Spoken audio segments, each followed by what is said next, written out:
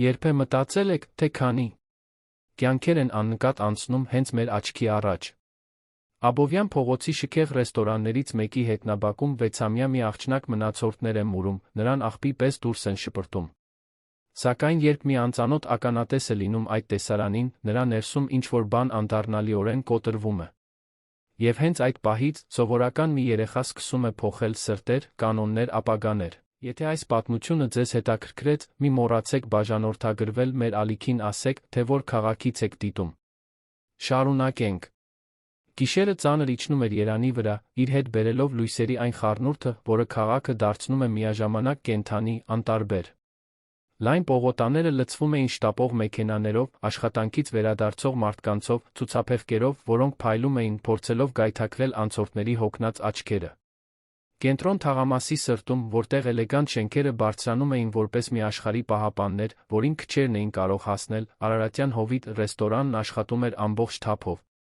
Դա այն վայրերից էր, որտեղ մատուցողները թիթեռնիկ փողկապներ էին կրում, որտեղ յուրաքանչյուր ուտեստ խոհանոցից դուրս էր գալիս այնպես, կարծես արվեստի գործ լիներ, նախատեսված միայն ամենախստապահանջ քիմքերի համար։ Բայց անթերի ճակատի հետում, հաստատության հետնամասում, որտեղ էլեգանտությունը տեղի էր տալիս սառը բետոնին ու բաց խողովակներին, մի նրբանցք կար։ Հենց այնտեղ էին ամեն գիշեր կուտակվում աղբի պարկերը, սպասելով լույս Ադեմի աղբահանությանը։ Հենց այնտեղ էր նա, որ մեկ այլ իրականություն, խիստ տարբերվող լուսավոր սրահների իրականությունից, համառորեն շարունակում էր գոյություն ունենալ։ Շքեղության մնացորդների մեջ երբեմն փոքրիկ ստվերներ էին շարժվում։ Կատուներ, առնետներ, երբեմն էլ մարդիկ։ Մարդիկ, որոնց քաղաքը նախընտրում էր չտեսնել, որոնց համակարգը դուրս էր մղում դեպի լուսանցք, որոնք ապրում էին այն մնացորդներով, որոնք ուրիշները դեն էին նետում առանց երկու անգամ մտածելու։ Այդ հինգշաբթի երեկոյան, երբ ռեստորանի եռուզեռը սկսում էր նվազել, վերջին հաճախորդները վայելում էին իրենց աղանդերը, այդ ստվերներից մեկը շարժվեց աղբի պարկերի միջ։ Այն չափազանց փոքր էր մեծահասակ լինելու համար։ Չափազանց փոքր էր նույնիսկ 10 տարեկան երեխա լինելու համար։ Աղջիկը հազիվ 5, գուցե 6 տարեկան կլիներ, բայց քաղցն ու փողոցում անցկացրած ժամանակը նրան դարձրել էին մեկը, ով կարծես շատ ավելի ծանրություն էր կրում։ Նրա զգեստը, որը մի ժամանակ գուցե վարդագույն է եղել, այժմ պարզապես կեղտի ու պատառոտվածքների անորոշ պիծ էր։ Բոբիկ ոտքերը ծածկված էին փոքրիկ վերքերով, այնպիսիներից, որոնք առաջանում են, երբ շատ ես քայլում տաք մայթերով ու կոշտ ասֆալտով։ Խճճված մազերը թափվում էին նրա նիհար ուսերին, իսկ փոս ընկած աչքերը այնպիսիներից, որոնք արդեն տեսել են բաներ, որոնք ոչ մի երեխա չպետք է տեսնի, ինչ-որ բան էին փնտրում աղբի այդ լեռան մեջ։ Նա գիտեր, որ դա լավագույն ժամը չէր։ Գիտեր, որ վտանգավոր է։ Բայց քաղցը վախից մեծ էր։ 2 օր էր, ոչինչ չէր կերել, բացի մի կտոր չոր հացից, որը գտել էր փռի մոտ գցված։ Ստամոքսը ցավում էր, բողոքում, խնդրում էր ցանկացած բան, որը կարող էր հանգստացնել դատարկության այդ զգացումը, որը կարծես երբեք չէր ավարտվելու։ Այդ պատճառով նա այնտեղ էր, կքանստած պարկերի միջ, սպասելով ճիշտ պահի։ Սպասելով, որ ինչ-որ մեկը դուրս գա ծառայողական մուտքի դռնից։ Սպասելով մի հնարավորության։ Մետաղյա դուռը ճռալով բացվեց, խոհանոցի դեղնավուն լույսը մի քանի վայրկյանով լուսավորեց նրբանցքը։ Աղջիկն էլ ավելի կծկվեց, գրեթե ձուլվելով պատին։ Ցամազգեստով սպիտակ գոգնոցով մի երիտասարդ կին հայտնվեց, ծանր աղբի պարկը ձեռքին։ Դա Անահիտն էր։ Արարատյան Հովիտի ամենաերիտասարդ մատուցողուհիներից մեկը։ Այնտեղ աշխատում էր ընդամենը 3 ամիս, դեռ նոր էր սովորում առօրյային, ճնշմանը, տնօրեն Արմենի պահանջներին, ով ոչ մի սխալ չէր հանդուրժում։ Անահիտը հոգնած հոգոց հանելով պարկը գցեց գետնին, ձեռքերը սրբեց գոգնոցով պատրաստվում էր վերադառնալ, երբ մի ձայն լսեց։ Մի շարժում։ Նա վախեցած շրջվեց, հենց այդ ժամանակ տեսավ։ Աղջիկն այժմ կանգնած էր, ամաչկոտ, դողացող փոքրիկ ձեռքերը խաչած մարմնի առջ, կարծես փորձում էր պաշտպանվել ինչ-որ անտեսանելի բանից։ Մեծ աչքերը նայում էին Անահիտին վախի ու հույսի խառնուրդով, այն փխրուն հույսով, որը բնորոշ է նրան, ում այնքան հաճախ են հիասթափեցրել, որ հազիվ է համարձակվում հավատալ, որ այս անգամ կարող է այլ կերպ լինել։ Կիսաբաց բերանը փորձում էր բառեր կազմել, բայց այն, ինչ դուրս եկավ, ընդամենը խռպոտ, գրեթե անլսելի շշուկ էր։ Խնդրում եմ, տիկին, մնացած ուտելիք ունեք։ Ամեն ինչ կուտեմ։ Խոստանում եմ, չեմ անհանգստացնի։ Անահիտը զգաց, թե ինչպես սիրտը սեղմվեց կրծքում։ Առաջին անգամը չէր, որ տեսնում էր, թե ինչպես են այն։ Տեղ ուտելիք խնդրում, բայց երբեք երեխա չէր եղել։ Երբեք այսքան փոքր, այսքան փխրուն, այսքան ակնհայտորեն աշխարհի կողմից լքված մեկը։ Նա տատանվեց, նայեց դեպի խոհանոց, հաշվարկեց հնարավորությունները։ Գիտեր, որ տնորեն Արմենը չի սիրում, երբ ինչ-որ մեկը որևէ բան է տալիս հետնամասում հայտնվածներին։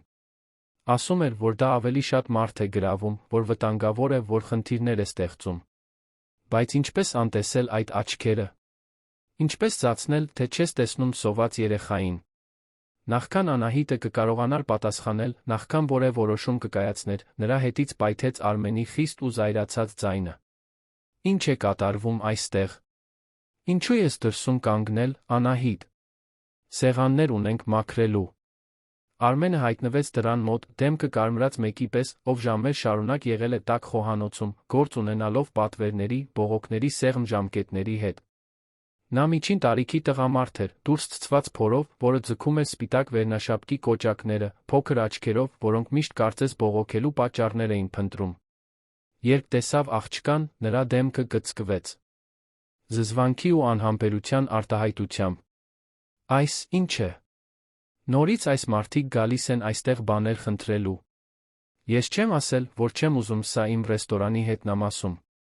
Արմեն, նա ընդամենը երեխա է, սկսեց Անահիտը, բայց նրան ընդհատեցին նախադասության կեսին։ Երեխա է, թե ոչ, այստեղ կացարան չէ։ Եթե ուզում է ուտել, թող աշխատի, թող վճարի, ինչպես բոլորը։ Կարծում են, ուտելիքը երկնքից է ընկնում։ Կարծում են, ես բան կեմ, որ իմ ունեցածը բաժանեմ։ Հեռացիր այստեղից, աղջիկ։ Գնա։ Կորիր աչքիցս։ Աղջիկը հետ քաշվեց, կարծես ֆիզիկական հարված ստացած լիներ։ Նրա աչքերը լցվեցին արցունքներով, որոնք նա փորձեց զսպել, ուժգին գծելով ստորին շրթունքը։ Անահիտը մի քայլ առաջ արեց, փորձելով մեղմել իրավիճակը, բայց Արմենն ավելի արագ գործեց։ Նա մատը թափ տվեց աղջկա ուղղությամբ շարունակեց, այժմ էլ ավելի բարձր տոնով, կարծես ուզում էր, որ նա հասկանա, կարծես նրա մեղքն էր այդ իրավիճակում հայտնվելը։ Այստեղ չվերադառնաս։ Լսեցի՞ր։ Չեմ ուզում տեսնել, որ պտտվում ես իմ ռեստորանի շուրջը, հասկացար։ Մուրաց կան։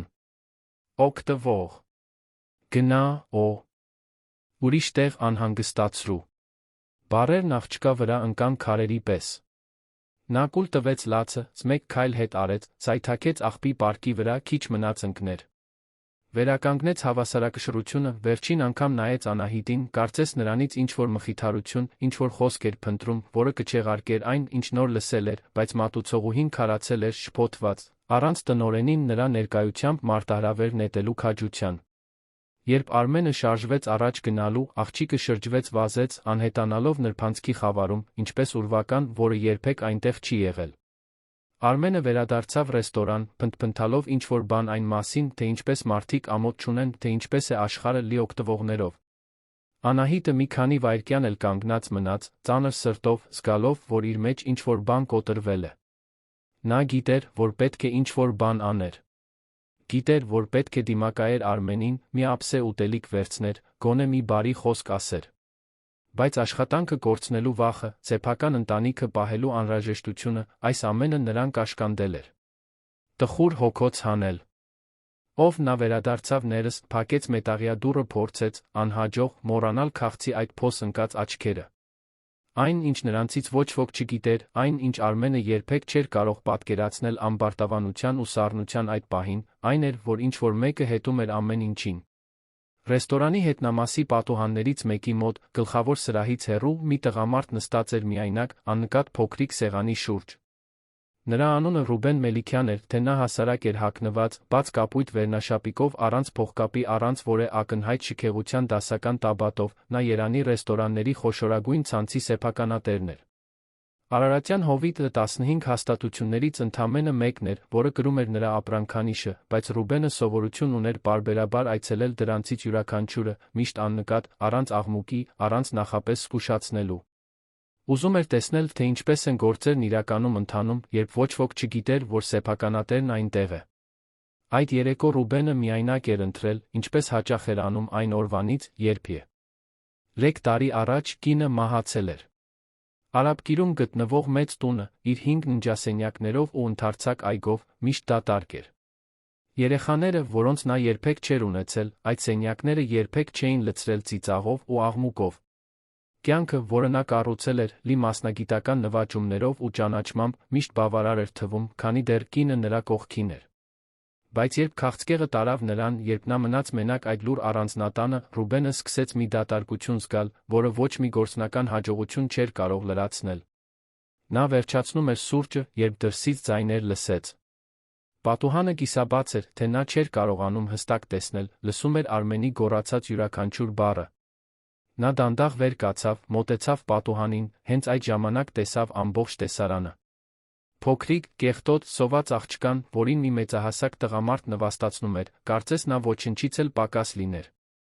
Կարծես աղբ լիներ, ինչպես իրեն շրջապատող պարկերը։ Ռուբենը զգաց, որ իր մեջ ինչ-որ բան շրջվեց։ Խուլ զայրույթ, խորը վրդովմունք, բայց նա մի ցավ, որը չէր սպասում զգալ։ Որո՞։ Վհետ երեխայի այդ վախեցած աչքերում նա տեսավ այն ամենը, ինչ սխալ էր աշխարհում։ Տեսավ պրագմատիզմի տակ քողարկված դաժանությունը։ Տեսավ ողջախոհության տակ քողարկված անտարբերությունը։ Տեսավ մի հասարակություն, որը մարդկանց դեն էր նետում, ինչպես դատարկ փաթեթներ։ Ռուբենն անմիջապես չմիջամտեց։ Ոչ թե որովհետ չէր ուզում, այլ որովհետ իր մեջ ինչ-որ բան ասում էր, որ պետք է ավելին հասկանա։ Պետք է իմանար, թե որտեղից է այդ աղջիկը, ուր է գնում, ինչպես է հայտնվել այնտեղ։ Նա զուսպ վճարեց հաշիվը, առատաձեռն թեյավճար թողեց Անահիտի համար, առանց հարցեր տալու, ռեստորանից դուրս եկավ գլխավոր մուտքով։ Քայլեց մինչ անկյուն, թեքվեց դեպի հետնամասի նրբանցքը սպասեց։ Րոպեներ անց նա տեսավ փոքրիկ կերպարանքը, որը դուրս էր գալիս ստվերներից, դանդաղ քայլելով փողոցով, ուսերը կախ, քայլերը քարշ տալով։ Նա սկսեց հետել նրան։ Պահպանում էր անվտանգ հեռավորություն, միշտ մայթի մյուս կողմում, միշտ ուշադիր, որպեսզի չվախեցնի նրան։ Աղջիկը գնում էր Աբովյան փողոցով, անցնելով մարդաշատ բարերի, դեռ բաց խանութների, բարձր ծիծաղող երիտասարդն։ Երի խմբերի կողքով։ Ոչ ոք կարծես չէր նկատում նրա ներկայությունը։ Կարծես նա անտեսանելի լիներ, մի ստվեր, որը սահում էր մարդկանց միջով, առանց որը մեկի ջանք թափելու ներք նայել։ Ռուբենը հետում էր ամեն ինչին գրեթե ցավագին ուշադրությամբ։ Տեսնում էր, թե ինչպես է նա խուսափում ավելի մեծ խմբերից, ինչպես է գլուխը կախում, երբ անցնում է խանութների անվտանգության աշխատակիցների մոտով, ինչպես է կարծես սովորել փոքրանալ, որպեսզի չխանգարի։ Նրանք քայլեցին գրեթե կես ժամ։ Քաղաքային լանդշաֆտը կամաց-կամաց փոխվում էր։ Էլեգանտ ցուցափեղկերը տեղի էին տալիս ավելի հասարակ խանութների։ Բարձր, ապակեպատ շենքերը զիջում էին իրենց տեղը հին, քայքայված շինություններին, որոնց ճակատները վաղուց վերանորոգում չէին տեսել։ Եռուզեռը նվազում էր, փողոցներն ավելի մութ էին դառնում, ավելի քիչ աշխատող լուսասյուներով։ Ռուբենը զգում էր, թե ինչպես է սիրտը սեղմվում յուրաքանչյուր անցած թաղամասի հետ։ Ո՞ր էր գնում այդ երեխան։ Որտեղ էր նա քնում։ Ինչ-որ մեկը սպասում էր նրան։ Աղջիկն անցավ լայն պողոտան, անցավ փակ բենզալցակայանի կողքով, մտավ մի փոքրիկ այգի։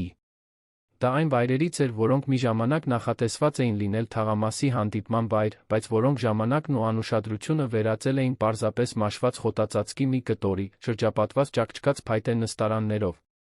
Այնտեղ դեռ մի քանի երեխաներ էին խաղում, մեծահասակների հսկողության տակ, որոնք խմբերով զրուցում էին։ Կարնամիտ արեց զույգ, նստած նստարանին, որոնք միասին ուտում էին, մի տղամարդ, որը գունավոր սայլակից պաղպաղակ էր վաճառում։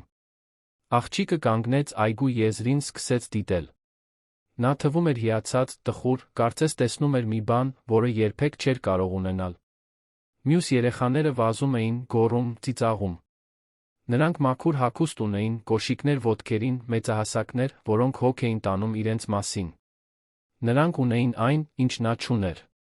Մի քանի րոպե այնտեղ կանգնելուց հետո նա քայլեց դեպի մի դատարկ նստարան, մյուսներից հնարավորինս հեռու նստեց։ Գրկեց ծնկները, գզակը հենեց դրանց վրա, այդպես մնաց, լուռ, նայելով երկնքին, որն սկսում էր ամբողջովին մթնել։ Ռուբենը, թաքնված այգու մյուս կողմի ծառի հետում, դիտում էր, լիովին չհասկանալով, թե ինչ է կատարվում։ Եվ հենց այդ ժամանակ նա տեսավ մի բան, որը կիսեց նրան։ Աղջիկը սկսեց երգել։ Ցածրաձայն գրեթե շշուկով, բայց նա կարող էր լսել, քանի որ այգին դատարկվում էր, գիշերվա լռությունը սկսում էր տիրել։ Ծնունդդ շնորհավոր, այս քո տոնական օր, քեզ երջանկություն, երկար տարիների կյանք։ Նա երգեց մենակ։ Առանց տորթի, առանց մոմի, առանց որե մեկի, ով կծափահարեր կամ կգոչեր, շնորհավոր։ Երգեց իր համար, կարծես փորձում էր հավատալ, որ ինքը գոյություն ունի, որ կարող է, որ արժանի է գոնե այն նվազագույն ծեսին, որը յուրաքանչյուր երեխա գիտի։ Երբ ավարտեց, ամուր փակեց աչքերը, ձեռքերը միացրեց աղոթքի պես մի լուռ երազանք պահեց։ Ռուբենը չէր կարող լսել, թե ինչ էր նա խնդրում, բայց կարող էր պատկերացնել։ Կարող էր զգալ օդում այն ծով, ինչպես շարժվում էին նրա շուրթերը, այն մաքուր ցանկության արտահայտությամբ, որը դրոշմված էր այդ կեղտոտ դեմքին։ Երբ բացեց աչքերը, աղջիկը դանդաղ վեր կացավ, վերջին անգամ շուրջը նայեց, շարունակեց քայլել։ Դուրս եկավ այգուց, անցավ մի նեղ փողոց, մտավ երկու հին շենքերի մեջ ընկած միջանցքով։ Ռուբենը հետեց նրան, այժմ ավելի զգույշ, քանի որ վայրն ավելի ու ավելի մեկուսացված էր դառնում։ Նրանք անցան ամայի հողամասերով, գրաֆիտիով պատված պատերով, լքված շինություններով։ Քաղաքի աղմուկը հետում էր մնում, փոխարինվելով ծանր լռությամբ, որը ընդհատվում էր միայն պողոտայում մեքենաների հեռավոր ձայնով։ Աղջիկը հասավ մի կամրջի տակ։ Դրա տակ փայտե ցանկապատ կար, մի քանի տախտակ պակաս։ Նա կռացավ, անցավ մի անցքով, անհետացավ մյուս կողմում։ Ռուբենը մի քանի վայրկյան սպասեց, խորը շունչ քաշեց, նույնն արեց։ Ցանկապատի մյուս կողմում լքված հողամաս էր։ Ակնհայտորեն դա այն էր, ինչ մնացել էր մի շինարարությունից, որը երբեք չէր ավարտվել։ Շուրջբոլորը ցրված էին աղյուսներ, կարծրացած ցեմենտի պարկեր, ծռմռված երկաթներ, կոտրված բետոնի կտորներ։ Իսկ ամենահեռու անկյունում կամրջի ստվերով պաշտպանված մի փոքրիկ ինքնաշեն կացարան կար։ Այն ստվարաթղթից էր։ Կենցաղային տեխնիկայի մեծ տուփերը, հավանաբար գտնված ինչ-որ աղբանոցից, կազմում էին պատերը։ Վերում պատառոտված պլաստիկե ծածկոցներ էին փորձում պաշտպանել անձրից, ամրացված քարերով փայտի կտորներով։ Ներսում հնարավոր էր տեսնել մի քանի հին, կեղտոտ, պատառոտված վերմակներ։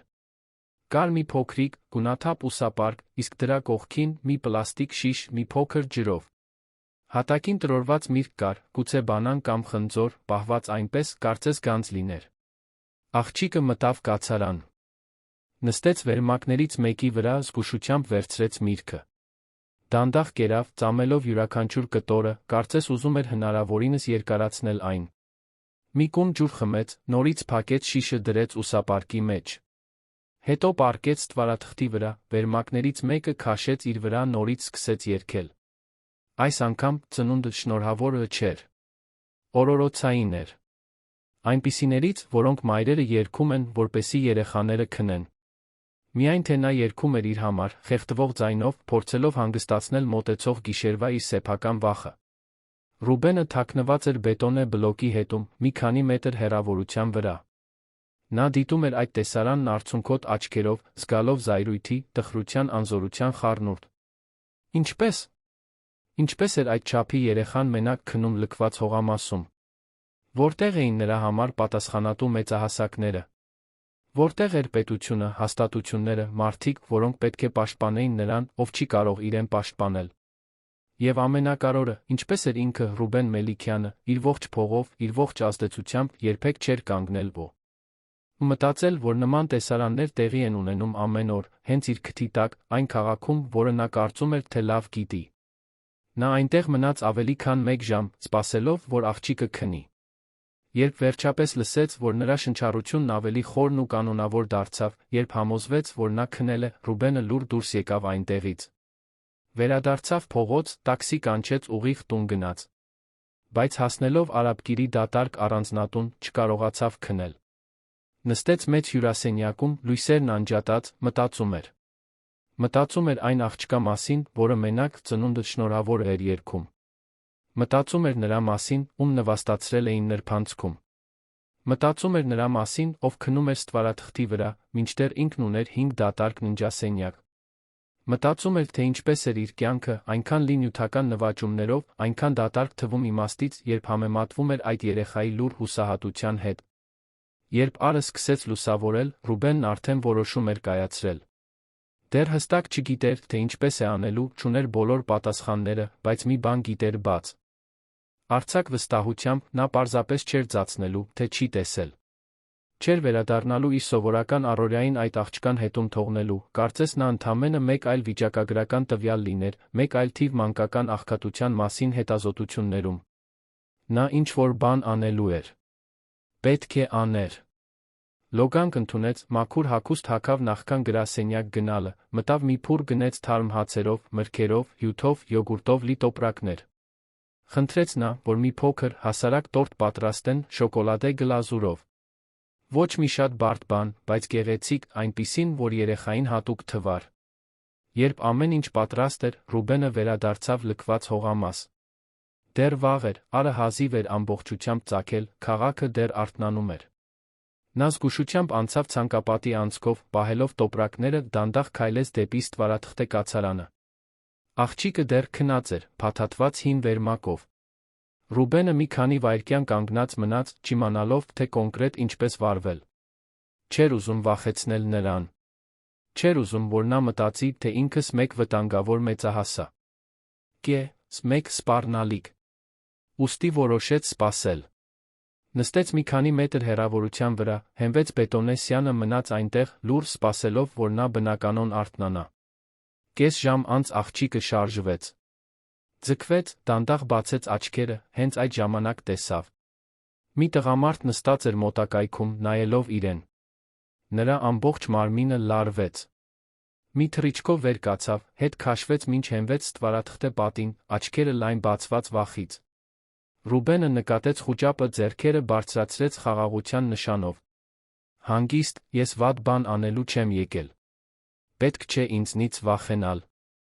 Աղջիկը չպատասխանեց։ Պարզապես նայում էր, հաշվարկելով, թե արդյոք պետք է վազի, գոռա, թե ինչ-որ բան անի։ Բայց ոտքերը կարծես կպել էին գետնին։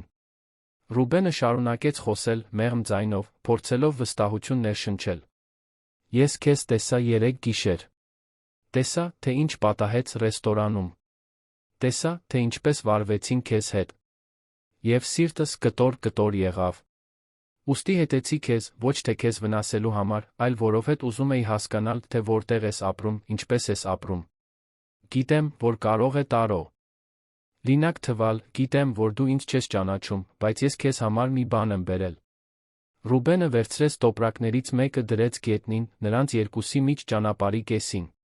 Հետո նորից հետ քաշվեց, տեղ տալով, որպեսզի նա կարողանա մոտենալ, եթե ցանկանա։ Աղջիկը նայեց տոպրակին, հետո նրան, հետո նորից տոպրակին։ Կասկածամտությունը պայքարում էր հետաքրքրասիրության քաղցի դեմ։ Ռուբենը շարունակեց. Հաց կա, միրգ, հյութ։ Եվ տորթ էլ կա։ Իսկական տորթ։ Դու պարտավոր չես ընդունել, եթե չես ուզում։ Որոշումը քոնն է։ Բայց եթե ընդունես, իմացիր, որ ես փոխարենը ոչինչ չեմ ուզում։ Պարզապես ուզում էի, որ այսօր ուտելու բան ունենայիր։ Աղջիկը գրեթե մի րոպե անշարժ մնաց։ Հետո դանդաղ մի քայլ առաջ արեց։ Հետո մեկ այլ։ Եվս մեկ։ Երբ մոտեցավ տոպրակին, արագ կրացավ, քաշեց այն իր կողմը, բացեց։ Նրա աչքերը լայն բացվեցին, երբ տեսավ, թե ինչ կար ներսում։ Թարմ հացի բույրը լցրեց օդը։ Գունավոր մրգերը կարծես փայլում էին արի լույսի տակ։ Եվ այնտեղ, խորքում, խնամքով փաթաթված, տորթն էր։ Փոքրիկ, հասարակ, բայց կատարյալ։ Նա երկու ձեռքով վերցրեց տ. Որդը կարծես մի բան էր պահում, որը կարող էր ցանկացած պահի կոտրվել։ Նայեց Ռուբենին մի արտահայտությամբ, որը նա երբեք չէր մոռանա։ Դա երախտագիտություն էր, խառնված անհավատության հետ։ Դա թեթացում էր, խառնված վախի հետ, որ դա երազ է։ Դա մեկի արտահայտությունն էր, ով վաղուց չէր զգացել, որ ինչ-որ մեկի համար կարևոր է։ Իսկական է, հարցրեց նա դողացող ձայնով։ Իսկապես ինձ համար է։ Ռուբենը կոկորդում խեղդոց զգաց։ Գլխով արեց, մի քանի վայրկյան չկարողանալով խոսել։ Երբ վերջապես ձայնը գտավ, պատասխանեց. Քոնն է։ Ուշացումով շնորհավոր ծնունդդ։ Աղջիկը գրկեց տորթը առաջին անգամ երկար, շատ երկար ժամանակ հետո թույլ տվեց իրեն լաց լինել։ Ոչ թե տխրությունից, ոչ թե վախից, այլ այնքան խորը թեթացումից, որը չէր տեղավորվում փոքրիկ կրծքավանդակում։ Եվ Ռուբենը, այն մարդը, ով ուներ ամեն ինչ մի նույն ժամանակ ոչինչ, այդ պահին իմացավ, որ իր կյանքը հենց նոր ընդմիշտ փոխվեց։ Ռուբենը վերադարձավ տուն, սիրտը դեռ արագ բաբախելով այդ հանդիպումից հետո։ Նստեց իր ընդարձակ աշխատասենյակում, գրքերով լի դարակներով, որոնք հազվադեպ էր բացում, բնապատկերներով, նկարներով, որոնք այլս չէր տեսնում, ժամերով մտածում էր։ Աղջկա պատկերը, որը գրկել էր այդ հասարակ տորթը, կարծես աշխարհի ամենամեծ գանձը լիներ, դուրս չէր գալիս նրա մտքից։ Նա գիտեր, որ մեկ անգամ ուտելիք տալը ոչինչ չի լուծում։ Դա ընդամենը մի ժեստ էր, չափազանց փոքր խնդրի հսկայականության առջ։ Բայց մինույն ժամանակ դա սկիզբ էր։ Եվ Ռուբեն Մելիքյանը այն մարդկանցից չէր, որոնք գործերը կիսատ են թողնում։ Վերցրեց հեռախոսը, զանգահարեց Արտաշեսին, իր աջ ձեռքին ընկերությունում։ Արտաշեսը նրա հետ աշխատում էր ավելի քան 15 տարի, մասնագիտությամբ իրավաբան էր, բայց աշխատում էր որպես ռեստորանների ցանցի գործառնական տնօրեն։ Նա վստահելի, զուսպ, արդյունավետ մարդ էր, մեկը, ում Ռուբենը գիտեր, որ կարող է վստահել ցանկացած իրավիճակում։ Երբ Արտաշեսը պատասխանեց, Ռուբենն անմիջապես անցավ գործի։ Արտաշես, պետք է, որ իմ համար մի հետաքննություն անես։ Ինձ լիակատար գաղտնիություն է պետք։ Չեմ ուզում աղմուկ, չեմ ուզում, որ քեզնից բացի որե մեկն իմանա։ Արտաշեսը, սովոր լինելով տնօրենի անսովոր խնդրանքներին, կարծես չզարմացավ։ Ասա, Ռուբեն, ինչ է քեզ պետք։ Ռուբենը խորը շունչ քաշեց, սկսեց պատմել։ Պատմեց նրբանցքում աղջկա մասին, նվաստացման մասին, այն մասին, թե ինչպես է հետել նրան մինչ լքված հողամաս։ Պատմեց Ստվարաթղթե կացարանի մասին, այն մասին, թե ինչպես էր նա մենակ ծնունդը շնորհավոր երգում այգում։ Եվ պատմեց այն հրատապության մասին, որը զգում էր, ինչ-որ բան անելու, հասկանալու, թե ով է այդ երեխան, որտեղից է, ընտանիք ունի, թե ինչ-որ մեկը փնտրում է նրան։ Գծի մյուս կողմում Արտաշեսը մի քանի վայրկյան լուռ մնաց։ Հետո ասաց այն լրջությամբ, որը Ռուբենը լավ գիտեր. Հասկանում եմ, Ռուբեն։ Այսօրվանից կսկսեմ։ Բայց դու գիտես, որ սա կարող է բարդ բաներ բացահայտել, չէ՞։ Փողոցում մենակ երեխան սովորաբար ծանր պատմություն ունի հետում։ Գիտեմ, պատասխանեց Ռուբենը։ Հենց դրա համար էլ պետք է իմանամ։ Չեմ կարող օգնել, առանց ամբողջ իրավիճակը հասկանալու։ Արտաշեսը խոստացավ, որ մի քանի օրից տեղեկություններ կունենա։ Եվ պահեց իր խոսքը։ 3 օր անց զանգահարեց Ռուբենին, խնդրեց, որ հանդիպեն մի աննկա։ Սրճարանում, գրասենյակից հեռու։ Երբ նստեցին, Արտաշեսը բացեց մի թղթապանակ, սկսեց խոսել, մինչ Ռուբենը զգում էր, թե ինչպես է ստամոքսը շրջվում յուրաքանչյուր նոր տեղեկությունից։ Աղջկա անունը Էլեն է։ Էլեն Սարգսյան։ 6 տարեկան է։ Մայրը մահացել է ծննդաբերության ժամանակ բարդություններից, որոնք կարելի էր կանխել, եթե նա պատշաճ բժշկական օգնություն ստանար։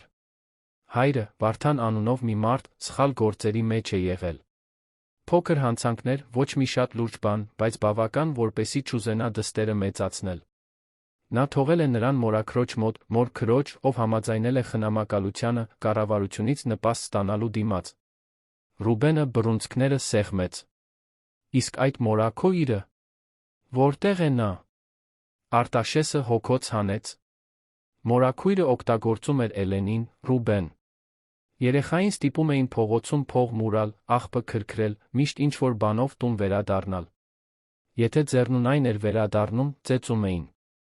Հարանները գիտեին, որոշ մարդիկ նույնիսկ փորձել են բողոքել, բայց համակարգը դանդաղ է, ծանրաբեռնված։ Նախքան ինչ-որ բան կարվեր, Էլենը փախել է։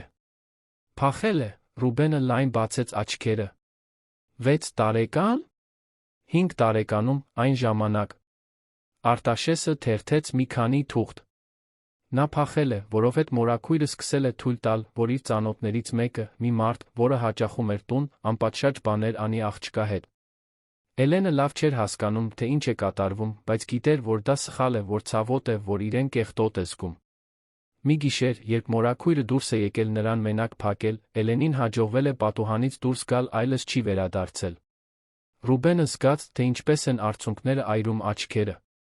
Ստիպված եղավ շրջել դեմքը, նայել սրճարանի պատուհանից, խորը շունչ քաշել, որպեսզի չփլուզվի հենց այնտեղ։ Ինչպե՞ս։ Ինչպե՞ս էր 5 տարեկան երեխան այս ամենի միջով անցել։ Ինչպե՞ս էր աշխարհը թույլ տալիս, որ նման բաներ տեղի ունենան։ Էլի կա, շարունակեց Արտաշեսը ծանր ձայնով։ Մորաքրոջ այդ ծանոթը, այն մարդը, որը բռնության էր ենթարկում Էլենին, իմացել է, որ նա փախել է, փնտրում էր։ Ոչ թե որովհետև նա հոգ է տանում նրա մասին, այլ որովհետև վախենում է, որ նա ինչ-որ մեկին կպատմի, թե ինչ է արել։ Նա ոստիկանությունում գրանցումներ ունի, նախկինում ծեծի համար բանտարկվել է։ Եթե Էլենին գտնեն, նա սկսի խոսել, նա կարող է նորից բանտարկվել։ Ռուբենը նորից նայեց Արտաշեսին, աչքերն այժմ խիստ, վճռական։ Ուրեմն մենք պետք է պաշտպանենք նրան։ Հիմա։ Այսօր։ Արտաշեսը գլխով արեց։ Արդեն կապվել եմ երեխայի դեռահասի իրավունքների գծով մասնագիտացած փաստաբանի հետ։ Նա պաշտպանական միջոց է նախապատրաստում։ Մենք պետք է դիմենք դատարան, խնամակալության հոգաբարձության մարմնին, ամեն ինչ անենք ճիշտ ձով։ Չենք կարող պարզապես աղջկան փողոցից վերցնել առանց օրինական հիմքի, այլապես դու կարող ես լուրջ խնդիրներ ունենալ։ Արա այն, ինչ անհրաժեշտ է, ասաց Ռուբենը։ Ուզում եմ, որ նա ունենա հնարավոր բոլոր պաշտպանությունները։ Ուզում եմ, որ այդ մարդը հեռու մնա նրանից։ Եվ ուզում եմ, որ Էլենը արժանապատիվ կյանքի հնարավորություն ունենա։ Հաջորդ օրերին Ռուբենն ամեն առավոտ այցելում էր Էլենին լքված հողամասում։ Բերում էր ուտելիք, հագուստ, մաքուր վերմակներ։ Զրուցում էր նրա հետ, դանդաղ, կամաց-կամա, շահելով նրա վստահությունը։ Էլենը կասկածամիտ էր, ինչպես ցանկացած երեխա, որը ամենավատ ձով սովորել էր, որ մեծահասակները կարող են վնասել։ Բայց Ռուբենի հանգիստ վարքի, նրա տարածքը հարգելու ձի մեջ ինչ-որ բան կար, որը կամաց-կամաց հալեցնում էր պատնեշները։ Մի առավոտ Ռուբենը իր հետ բերեց Սիրանուշ անունով մի կնոջ։ Նա սոցիալական աշխատող էր, որին նա վարձել էր գործընթացին օգնելու համար։ Սիրանուշը տարիների փորձ ուներ խոցելի իրավիճակներում գտնվող երեխաների հետ աշխատելու։ Գիտեր, թե ինչպես մոտենալ, ինչպես խոսել, ինչպես չվախեցնել։ Երբ Էլենը տեսավ նրան, լարվեց, բայց Ռուբենը բացատրեց, որ Սիրանուշը ընկեր է, որ նա այստեղ է նա օգնելու համար։ Սիրանուշը նստեց գետնին, Էլենի բարձրության վրա, սկսեց զրուցել։ Նա ներխուժող հարցեր չէր տալիս, չէր ճնշում։ Պարզապես պատմություններ էր պատմում, խոսում այլ երեխաների մասին, որոնց օգնել էր, բացատրում էր, որ գոյություն ունեն անվտանգ վայրեր, մարդիկ, որոնք հոգ են տանում։ Էլենը լուռ լսում էր, ուշադիր աչքերով, յուրացնելով յուրաքանչյուր բառ։ Հենց Սիրանուշն էր, որ մի շաբաթվա ընթացքում մի քանի զրույցներից հետո կարողացավ ստիպել Էլենին պատմել իր պատմությունը։ Կամաց-կամաց, ցածր ձայնով երկար դադարներով, աղջիկը բացահայտում էր իր կյանքի կտորները։ Խոսեց մոր մասին, որին երբեք չէր ճանաչել։ Հոր մասին, որը չէր ուզեցել իմանալ նրա մասին։ Մորաքրոջ մասին, որը նրան օգտագործում էր։ Տղամարդու մասին, որը նրան վնասում էր։ Եվ այն մասին, թե ինչպես է փախել, վախեցած, առանց գնալու տեղ ունենալու, հայտնվել փողոցներում, քնելով որտեղ հնարավոր էր, ուտելով այն, ինչ գտնում էր։ Ռուբենը լսում էր այս ամենը կոտրված սրտով։ Յուրաքանչյուր մանրամասնություն դանակի հարված էր։ Բայց գիտեր, որ պետք է լսի, պետք է հասկանա, որպեսզի կարողանա իսկապես օգնել։ Երբ Էլենն ավարտեց խոսելը, նա լացում էր, հենց Ռուբենն էր, որ մոտեցավ դանդաղ հարցրեց, թե կարող է գրկել նրան։ Նա տատանվեց, բայց հետո գլխով արեց։ Եվ երբ նա գրկեց նրան, աղջիկը կառչեց նրանից, ինչպես մեկը, ով կառչում է ծովի մեջտեղում գտնվող տախտակից։ Հաջորդ օրերին փաստաբանն արագ աշխատեց։ Ստացավ պաշտպանական միջոցը, որն արգելում էր այդ տղամարդուն մոտ ենալ Էլենին։ Սկսեց գործընթացը խնամակալության հոգաբարձության մարմնի հետ աղջկա իրավիճակը կարգավորելու համար։ Եվ Ռուբենը, մինչ սպասում էր, որ այս ամենը օրինականորեն լուծվի, մի որոշում կայացրեց։ Նա ուներ մի փոքրիկ բնակարան, որը դատարկ էր պահում, արմտյան թաղամասերից մեկի հանգիստ հատվածում։ Դա մի անշարժ գույք էր, որը գնել էր տարիներ առաջ, որպես ներդրում երբեք չէր վարձով տվել։ Որոշեց արագ վերանորոգել այն, վերածել այն Էլենի համար տան։ Վարձեց մաքրման խումբ, գնեց հասարակ, բայց հարմարավետ կահույք, լցրեց սառնարանն առողջ սննդով, գնեց հագուստ, խաղալիքներ, դպրոցական պարագաներ։ Ուզում էր, որ երբ Էլենը մտնի այնտեղ, զգա, որ դա իր տեղն է, ոչ թե անցողիկ բարեգործություն։ Ուզում էր, որ դա տուն լինի։ Գրեթե 2 շաբաթ պահանջվեց, որպեսզի ամեն ինչ պատրաստ լինի, բնակարանը, իրավական մասը։ Երբ վերջապես եկավ Էլենին այնտեղ տանելու օրը, Ռուբենը նյարդայնացած էր, ինչպես երբեք չէր եղել ոչ մի գործնական հանդիպման ժամանակ։ Առավոտյան շուտ գնաց լքված հողամաս, Սիրանուշի ուղեկցությամբ։ Էլենն արթուն էր, նստած ստվա լաթղթե հատակին, ուտում էր մի խնձոր, որը նա բերել էր նախորդ օրը։ Էլեն, սկսեց Ռուբենը, կրանալով նրա առջ, հիշո՞ւմ ես, որ ասացի, թե ուզում եմ քեզ օգնել։ Որ ուզում եմ, որ դու ապրելու անվտանգ տեղ ունենաս։ Աղջիկը գլխով արեց, կասկածամտորեն։ Դե ինչ, ես քեզ համար բնակարան եմ պատրաստել։ Այն փոքր է, բայց մաքուր է, անվտանգ, ուտելիք կա, իսկական մահճակալ կա։ Ամեն ինչ կա, ինչ քեզ պետք է։ Եվ էլի բան կա։ Ես քեզ համար իրավական պաշտպանություն եմ ստացել։ Այն տղամարդը, որը քեզ վնասում էր, այլս չի կարող քեզ մոտենալ։ Եթե փորձի, կբանտարկվի։ Էլենը լայն բացված աչքերով նայեց նրան։ Ճիշտ է։ Ճիշտ է։ Ռուբենը ժպտաց, բայց դա հուզմունքով լի ժպիտ էր։ Հիմա ես քեզ ոչնչի չեմ ստիպի։ Դու կարող ես մնալ այստեղ, եթե ուզում ես։ Բայց եթե համաձայնես ինձ հետ գալ, ես խոստանում եմ, որ հոգ կտանեմ քո մասին։ Մենակ չեմ լինի, Սիրանուշը միշտ մոտակայքում կլինի, հոգեբան կա, որը կօգնի քեզ հաղթահարել այն ամենը, ինչի միջով անցել ես, փաստաբաններ կան, որոնք երաշխավորում են, որ դու անվտանգ կլինես։ Բայց որոշումը քոնն է։ Էլենը երկար ժամանակ լուռ մնաց։ Նայեց իր ստվարաթղթե կացարանին, որն այդքան երկար ժամանակ իր տունն էր եղել։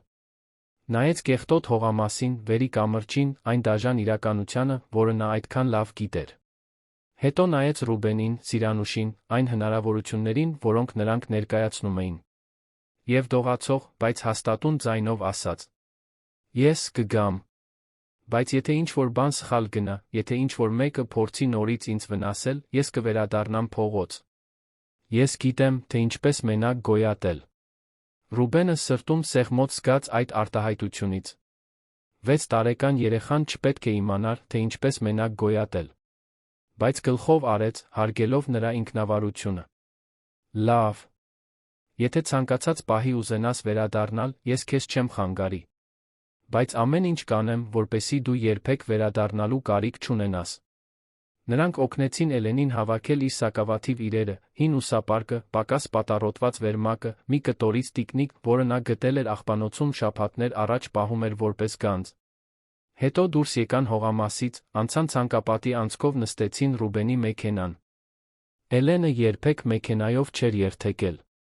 Կարճել էր նստատեղից, պատուհանից նայելով հիացմունքի վախի խառնուրդով, մինչ քաղաքը արագ անցնում էր դրսում։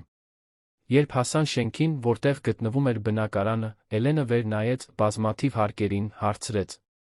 Ես իսկապես այստեղ եմ ապրելու։ Ռուբենը ծիծաղեց, մեղմ, քնքշությամբ լի ծիծաղով։ Հենց այստեղ։ 4-րդ հարկում։ Արի, ցույց կտամ։ Բարձրացան վերելակով, մեկ սարսափելի նորություն Էլենի համար։ Երբ Ռուբենը բացեց բնակարանի դուռը վառեց լույսերը, Էլենը մի քանի ամաչկոտ քայլ արեց ներս կանգնեց, սառած։ Կար մի հյուրասենյակ, հարմարավետ բազմոցով, փոքր հեռուստացույցով, մաքուր վարագույրներով պատուհաններին։ Կար մի խոհանոց, փոքրիկ սեղանով, 2 աթոռով։ Եվ կար մի ննջասենյակ։ Մի սենյակ միայն իր համար, իսկական մահճակալով, ծածկված սպիտակ սավաններով, վարդագույն վերմակով։ Կար պահարան, նոր հագուստով, փափուկ գորգ հատակին, դարակներ, մի քանի մանկական գրքերով, խաղալիքներով։ Այս ամենն իմն է, հարցրեց Էլենը գրեթե անլսելի ձայնով։ Ամենը քոնն է, պատասխանեց Ռուբենը։ Էլենը դանդաղ քայլեց դեպի մահճակալ, ձեռքը տարավ վերմակի վրայով, ստուգելով, թե արդյոք իրական է։ Հետո նստեց եզրին շուրջը նայեց, կարծես փորձում էր յուրաքանչյուր մանրամասնություն դրոշմել հիշողության մեջ, նախքան ամեն ինչ կանհետանար։ Սիրանուշը մտավ սենյակ, նստեց նրա կողքին քնքուշ ձայնով ասաց. Դու երազ չես տեսնում, Էլեն։ Սա իրական է։ Եվ քոնն է։ Կարող ես հանգիստ լինել, կարող ես խաղալ, կարող ես աղմկել, կարող ես երեխա լինել։ Էլենը շրջվեց դեպի նա, աչքերը լի արցունքներով։ Իսկ եթե ես պատահաբար ինչ-որ բան կոտրեմ, ինձ կծեծեն։ Սիրանուշը սրտում սեղմոց զգաց։ Ոչ, սիրելիս։ Ոչ ոք քեզ չի ծեծի։ Եթե ինչ-որ բան կոտրես, մենք կնորոգենք։ Բայց ոչ ոք դրա համար քեզ չի վնասի։ Երբեք։ Հաջորդ օրերին Էլենը սկսեց հարմարվել այդ նոր իրականությանը։ Ամեն ինչ տարօրինակ էր թվում։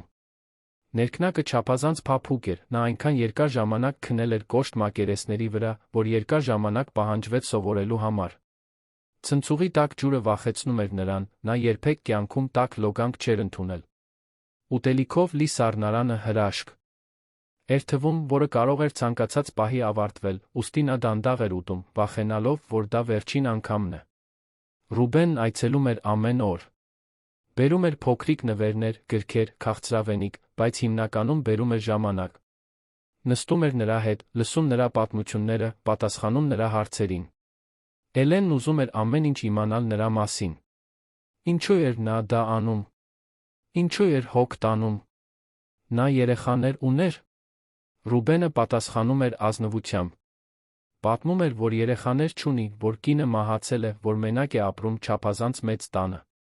Եվ որ երբ տեսավ նրան այդ նրբանցքում նվաստացված, իր մեջ ինչ-որ բան փոխվեց։ Հասկացավ, որ ամբողջ կյանքը կայսրություն է կառուցել, բայց ընտանիք չի կառուցել։ Ոչ ոք չուներ սիրելու, ոչ ոք չուներ հոգ տանելու, ոչ ոք, ով իսկապես իր կարիքն ուներ։ Էլենը լսում էր ամեն ինչ ուշադրությամբ։ Եվ այդ օրերից մեկում, երբ նրանք նստած էին հյուրասենյակի բազմոցին, մուլտֆիլմեր դիտելով, նա հարցրեց. Դու իմ հայրիկի նման ես լինելու։ Ռուբենը կոկորթում խեղդոց զգաց։ Ուզում եմ լինել մեկը, ում դու գա։ Ռող ես վստահել։ Մեկը, ով միշտ այստեղ կլինի, երբ դու կարիք ունենաս։ Չգիտեմ ես հայր եմ, թե ոչ, երբեք չեմ եղել, բայց կարող եմ փորձել լինել, եթե դու թույլ տաս։ Էլենը մի պահ մտախոհ մնաց։ Հետո ասաց երեխաներին բնորոշ ջախջախիչ պարզությամբ. Ուրեմն դու իմ Ռուբենն ես։ Եվ ես քո Էլենն եմ։ Այսպես լավ է։ Ռուբենը ժպտաց, աչքերը խոնավացած։ Այսպես լավ է։ Մինույն ժամանակ իրավական գործընթացն առաջ էր գնում։ Հոգեբանը, որին Սիրանուշն էր առաջարկել, սկսեց Էլենի հետ աշխատել շաբաթական 2 անգամ։ Հանդիպումները դժվար էին, Էլենը շատ բան ուներ վերամշակելու, շատ վերքեր բուժելու։ Բայց կամաց-կամաց համբերությամբ ու հոգատարությամբ նա սկսում էր հասկանալ, որ այն, ինչ պատահել է իրեն, իր մեղքը չէր, որ ինքը կեղտոտ չէր, որ արժանի չէր վնասվելու։ Սկսում էր հասկանալ, որ այժմ անվտանգ է։ Խնամակալության հոգաբարձության մարմինը ուշադիր հետում էր, կանոնավոր այցելություններ կատարելով, երաշխավորելով, որ ամեն ինչ արվում է ճիշտ ձով։ Ռուբենը չէր ուզում կարճ ճանապարհներ, չէր ուզում ազդեցություն օգտագործել գործընթացներն օրինական կերպով արագացնելու համար։ Ուզում էր ամեն ինչ ճիշտ անել, նույնիսկ եթե ավելի երկար տեր։ Որովհետև նա դա չէր անում քմահաճույքի համար, անում էր Էլենին ապագայի իրական հնարավորություն տալու համար։ Եվ մինչ հոգ էր տանում Էլենի մասին, Ռուբենը նա չէր մոռանում, թե որտեղից էր սկսվել ամեն ինչ։ Ռեստորանը։ Արմենը։ Նվաստացումը։ Նա մի քանի անգամ վերադարձավ Արարատյան հովիտ, միշտ աննկատ, միշտ դիտելով։ Տեսնում էր, թե ինչպես է Արմենը վարվում անձնակազմի հետ, ինչպես է խոսում հաճախորդների հետ, ինչպես է կառավարում վայրը։ Եվ որքան շատ էր տեսնում, այնքան ավելի էր համոզվում, որ այդ մարդը չի ներկայացնում այն արժեքները, որոնք նա ուզում էր իր ընկերության համար։ Եթե դուք լինեիք Ռուբենի տեղում, անմիջապես կդիմակայեիք Արմենին, թե կսպասեիք իրավիճակն ավելի լավ հասկանալու համար։ Ասեք մեզ մեկնաբանություններում։ Մի ուրբաթ երեկոյան, երբ ռեստորանը լեփ-լեցուն էր, Ռուբենը մտավ ավելի պաշտոնական հագուստով։ Այս անգամ նա չէր ուզում աննկատ մնալ։ Ուզում էր, որ իրեն տեսնեն։ Նստեց սրահի կենտրոնում գտնվող սեղանի շուրջ։ Ճաշացանկը խնդրեց։ Արմենը, զբաղված լինելով խոհանոցում, չնկատեց, թե ով է հաճախորդը։ Միայն երբ Ռուբենը խնդրեց խոսել կառավարչի հետ, Արմենը դուրս եկավ, ձեռքերը սրբելով գոգնոցով, պատրաստ սպասարկելու հերթական բողոքը կամ գովասանքը։ Երբ տեսավ, թե ով է նստած սեղանի շուրջ, Արմենը գունատվեց։ Պարոն Մելիքյան։ Չգիտեի, որ դուք այստեղ եք։ Եթե զգուշացնեիք, ես ամեն ինչ հատուկ կերպով կպատրաստեի։ Ռուբենը նայեց նրան չեզոք արտահայտությամբ։ Նստիր այստեղ, Արմեն։ Պետք է խոսեմ քեզ հետ։ Արմենը նստեց, նյարդայնացած, ուղղելով փողկապը, փորձելով ժպտալ։ Ինչով կարող եմ օգնել ձեզ, պարոն։ Ռուբենը ժամանակ չկորցրեց։ Մի քանի շաբաթ առաջ ես այստեղ մենակ ընթրում էի։ Մի աննկատ սեղանի մոտ, հետնամասի մոտ։ Եվ մի բան տեսա, որն ինձ շատ անհանգստացրեց։ Արմենը կնճռոտեց ճակատը, փորձելով հիշել։ Ինչ, պարոն։ Տեսա, թե ինչպես ես նվաստացնում մի երեխայի։ 6 տարեկան մի աղջկա, որը ուտելիքի մնացորդներ էր խնդրում։ Տեսա, թե ինչպես ես նրան անվանում մուրացկան, օգտվող։ Տեսա, թե ինչպես ես նրան վերաբերվում որպես աղբի։ Արմենի դեմքը կարմրեց։ Դա։ Պարոն Մելիքյան, դուք պետք է հասկանաք, այդ մարդիկ այստեղ անընդհատ հայտնվում են, եթե մենք ուշադրություն դարձնենք, խառնաշփոթ կդառնա, ավելի շատ մարդ կգրավի, անվտանգության խնդիրներ կստեղծի։ Ռուբենը ձեռքը բարձրացրեց, ընդհատելով. Չեմ ուզում արդարացումներ լսել։ Ուզում եմ, որ մի շատ պարզ բան հասկանաս։ Այս ընկերությունը ուտելիքի մասին չէ։ Այն մարդկանց մասին է։ Եվ եթե դու չես կարողանում սոված երեխային արժանապատվորեն վերաբերվել, ուրեմն դու այստեղ աշխատելու համար պիտանի չես։ Արմենը փորձեց խոսել, բայց Ռուբենը շարունակեց, այժմ ավելի բարձր ձայնով, ինչի հետանքով մոտակա մի քանի սեղաններ սկսեցին ուշադրություն դարձնել։ Այն աղջիկը, որին դու նվաստացրիր, քնում էր լքված հողամասում։ Տնից փախել էր, որովհետև բռնության էր ենթարկվում։ Մենակ էր աշխարհում։ Եվ երբ քաջություն ունեցավ օգնություն խնդրելու, դու նրան դուրս հանեցիր, կարծես կենդանի լիներ։ Ռեստորանն ավելի լուր դարձավ։ Մարդիկ նայում էին, հետաքրքրված։ Արմենը կարմրել էր ամոթից, զայրույթից։ Պարոն Մելիքյան, խնդրում եմ, պետք չէ սա անել բոլորի ներկայությամբ։ Պետք է, պատասխանեց Ռուբենը, վեր կենալով։ Որովհետև այստեղ բոլորը պետք է իմանան, թե ինչպիսի մարդ է ղեկավարում այս խոհանոցը։ Պետք է իմանան, որ այս ընկերությունը չի հանդուրժում դաժանություն, չի հանդուրժում կարեկցանքի պակաս, չի հանդուրժում, որ որևէ մեկին վերաբերվեն որպես մարդուց պակասի։ Ռուբենը հանեց հեռախոսը, բացեց մի քանի լուսանկար ցույց տվեց Արմենին։ Դրանք հետնամասի անվտանգության տեսախցիկի պատկերներն էին, որոնք ցույց էին տալիս, թե ինչպես են Էլենին դուրս հանում։ Ցույց էին տալիս, թե ինչպես է Արմենը գոռում նրա վրա։ Եվ կային նա նմանատիպ այլ պահերի լուսանկարներ։ Մի տարեց մարդու, որին արհամարանքով էին վերաբերվում։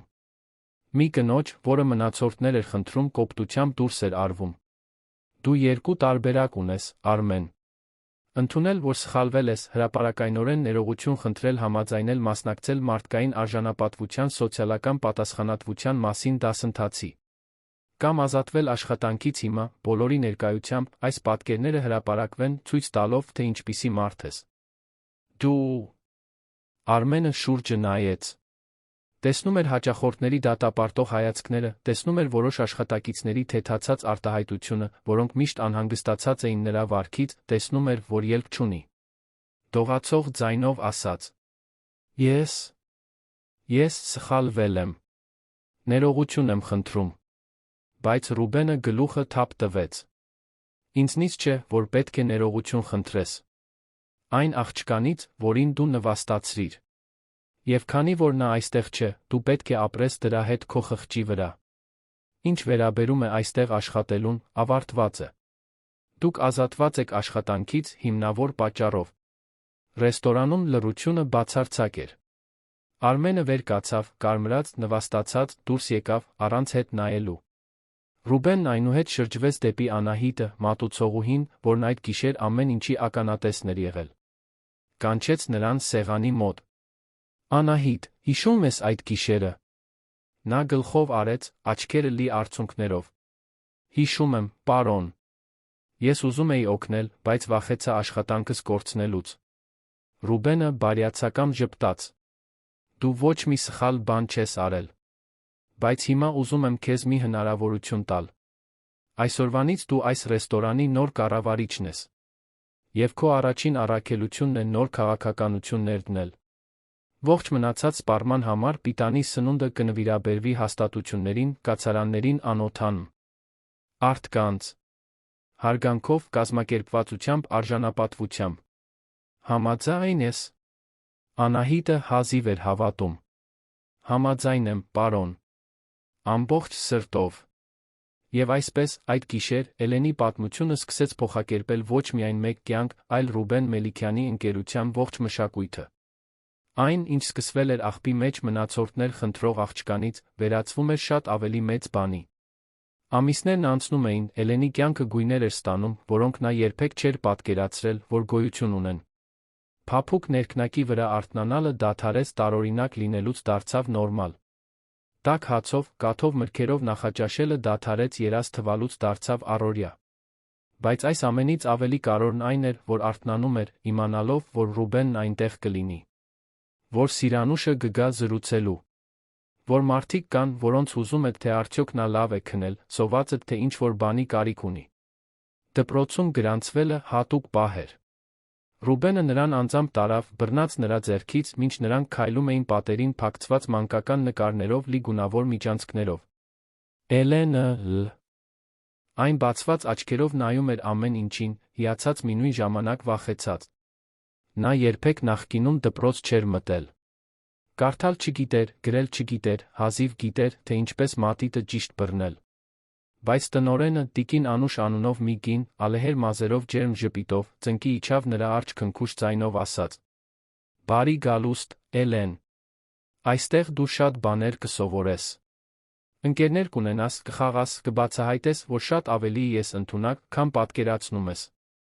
Դասի առաջին օրը Էլենն ամուր կառչեց Ռուբենի ոտքից, չուզենալով, որ նա գնա։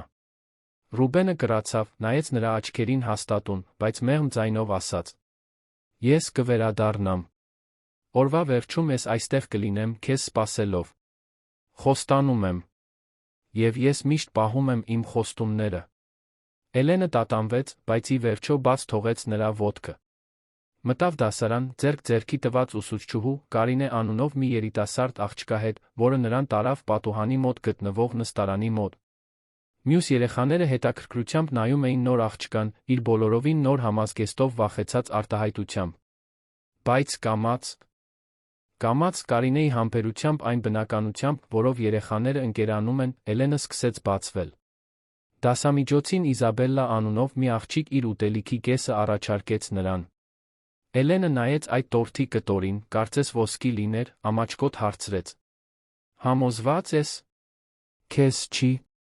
պակասի»։ Իզաբելլան ծիծաղեց. «Մայրիկս միշտ շատ է դնում։ Կարող ես ուտել»։ Եվ հենց այնտեղ, դպրոցի բակում տորթի կտոր կիսելով, Էլենն իր առաջին ընկերուհուն ձեռք բերեց։ Երբ Ռուբենը վերադարձավ օրվա վերջում, ինչպես խոստացել էր, գտավ Էլենին դարպասի մոտ սպասելիս, դեմքին ժպիտ։ Իսկական ժպիտ, այնպիսիներից, որոնք լուսավորում են շուրջ բոլորը։ Նա վազեց դեպի նա թռավ նրա գիրկը, շտապելով պատմելով այն ամենի մասին, ինչ սովորել էր Իզաբելլայի մասին, այն մասին, թե որքան լավն է ուսուցչուհի Կարինեն, այն նկարների մասին, որոնք արել էին։ Ռուբենը լսում էր նրան ուշադրությամբ, զգալով, թե ինչպես է կուրծքը սեղմվում հուզմունքից։ Սա այն երեխան էր, որին նա տեսել էր մենակ, ծնունդը շնորհավոր երգելիս այգում։ Սա այն երեխան էր, որը քնում էր ստվարաթղթի վրա։ Եվ հիմա նա այստեղ էր, լի կյանքով, լի պատմություններով, լի ապագայով։ Նա հասկացավ այդ պահին, որ ոչ միայն նոր կյանք էր տալիս Էլենին։ Նա նոր կյանք էր տալիս նա իրեն։ Տանը գիշերները ձեզ ստացան։ Ընթրիքից հետո Էլենն ընտրում էր մի գիրք խնդրում Ռուբենին կարդալ։ Սկզբում դրանք պարզ պատմություններ էին, շատ նկարներով, քիչ բառերով։ Բայց կամաց, երբ Էլենը սովորում էր ճանաչել տառերը, ինքն էր սկսում կարդալ որոշ նախադասություններ։ Ռուբենն անսահման համբերություն ուներ։ Երբ նա կանգ էր առնում մի բարդ բառի վրա, նա սպասում էր, հուշումներ էր տալիս, ուրախանում, երբ նա ճիշտ էր ասում։ Եվ յուրաքանչյուր պատմության վերջում, քնելուց առաջ, Էլենը միշտ նույն հարցն էր տալիս. «Դու այստեղ կլինես վաղը առավոտյան»։ Եվ Ռուբենը միշտ պատասխանում էր. «Կլինեմ։ Միշտ կլինեմ»։ Սիրանուշը շարունակում էր ուշադիր հետել։ Կանոնավոր այցելություններ էր կատարում, զրուցում Էլենի հետ, թե ինչպես է իրեն զգում, դպրոցի մասին, այն մղձավանջների մասին, որոնք դեռ երբեմն հայտնվում էին։ Որովհետև չնայած ողջ կառուցվածքին, ողջ քնքշությանը, տրավմաները գիշերվա ընթացքում չէին անհետանում։ Էլենը դեռ երբեմն արթնանում էր գիշերվա կեսին, քրտնած, վախենալով, որ ամեն ինչ երազ է, երբ աչքերը բացի, նորից կլինի լքված հողամասում։ Այդ պահերին Ռուբենը միշտ ուշադիր էր։ Լսում էր, երբ նա շարժվում էր սենյակում, գնում էր այնտեղ, նստում մահճակալի եզրին, մնում այնտեղ, մինչ նա նորից քներ։ Հոգեբանը, դոկտոր Մարսյան, նույնպես կարևոր աշխատանք էր կատարում։ Հանդիպումների ժամանակ Էլենը կամաց-կամաց սովորում էր անվանել իր զգացմունքները, հասկանալ, որ զայրույթը, տխրությունը, վախը նորմալ են այն ամենից հետո, ինչի միջով անցել է։ Սովորում էր, որ պետք չէ ամբողջ ժամանակ ուժեղ լինել, որ կարող է լաց լինել, կարող է օգնություն խնդրել, կարող է պարզապես երեխա լինել։ Եվ կամաց-կամաց, շատ դանդաղ, ներքին վերքերը սկսում էին սպիանալ։ Ռուբենը, իր հերթին, նույնպես փոխվում էր։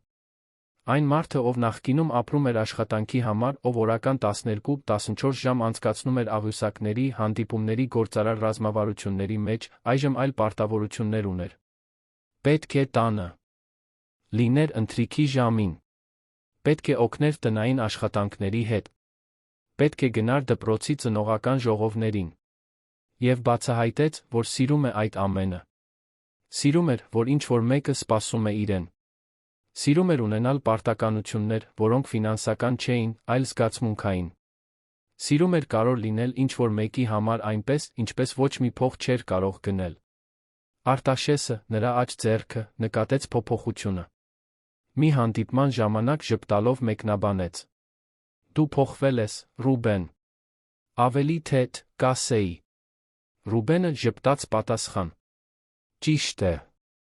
Տարիներ շարունակ կայսրություն եմ կառուցել, բայց միայն հիմա եմ հասկանում, թե ինչ է նշանակում ունենալ մի բան, որն իսկապես կարևոր է»։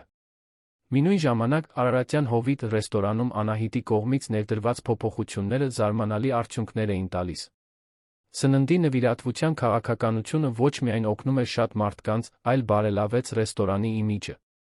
Հաճախորդները գովում էին նախաձեռնությունը, տեղական լրատվամիջոցները ռեպորտաժներ էին անում, ցանցի այլ հաստատություններ սկսեցին որդեգրել նույն պրակտիկան։ Անահիտը բացահայտվեց որպես բնածին առաջնորդ, մեկը, ով անձնակազմին վերաբերվում էր հարգանքով, բայց նախստությամբ, մեկը, ով հասկանում էր, որ ռեստորանը ոչ միայն ուտելիքի մասին է, այլ մարդկանց։ Ռուբենը ժամանակ առ ժամանակ այցելում էր Արարատյան Հովիտ տեսնելու, թե ինչպես են գործերը։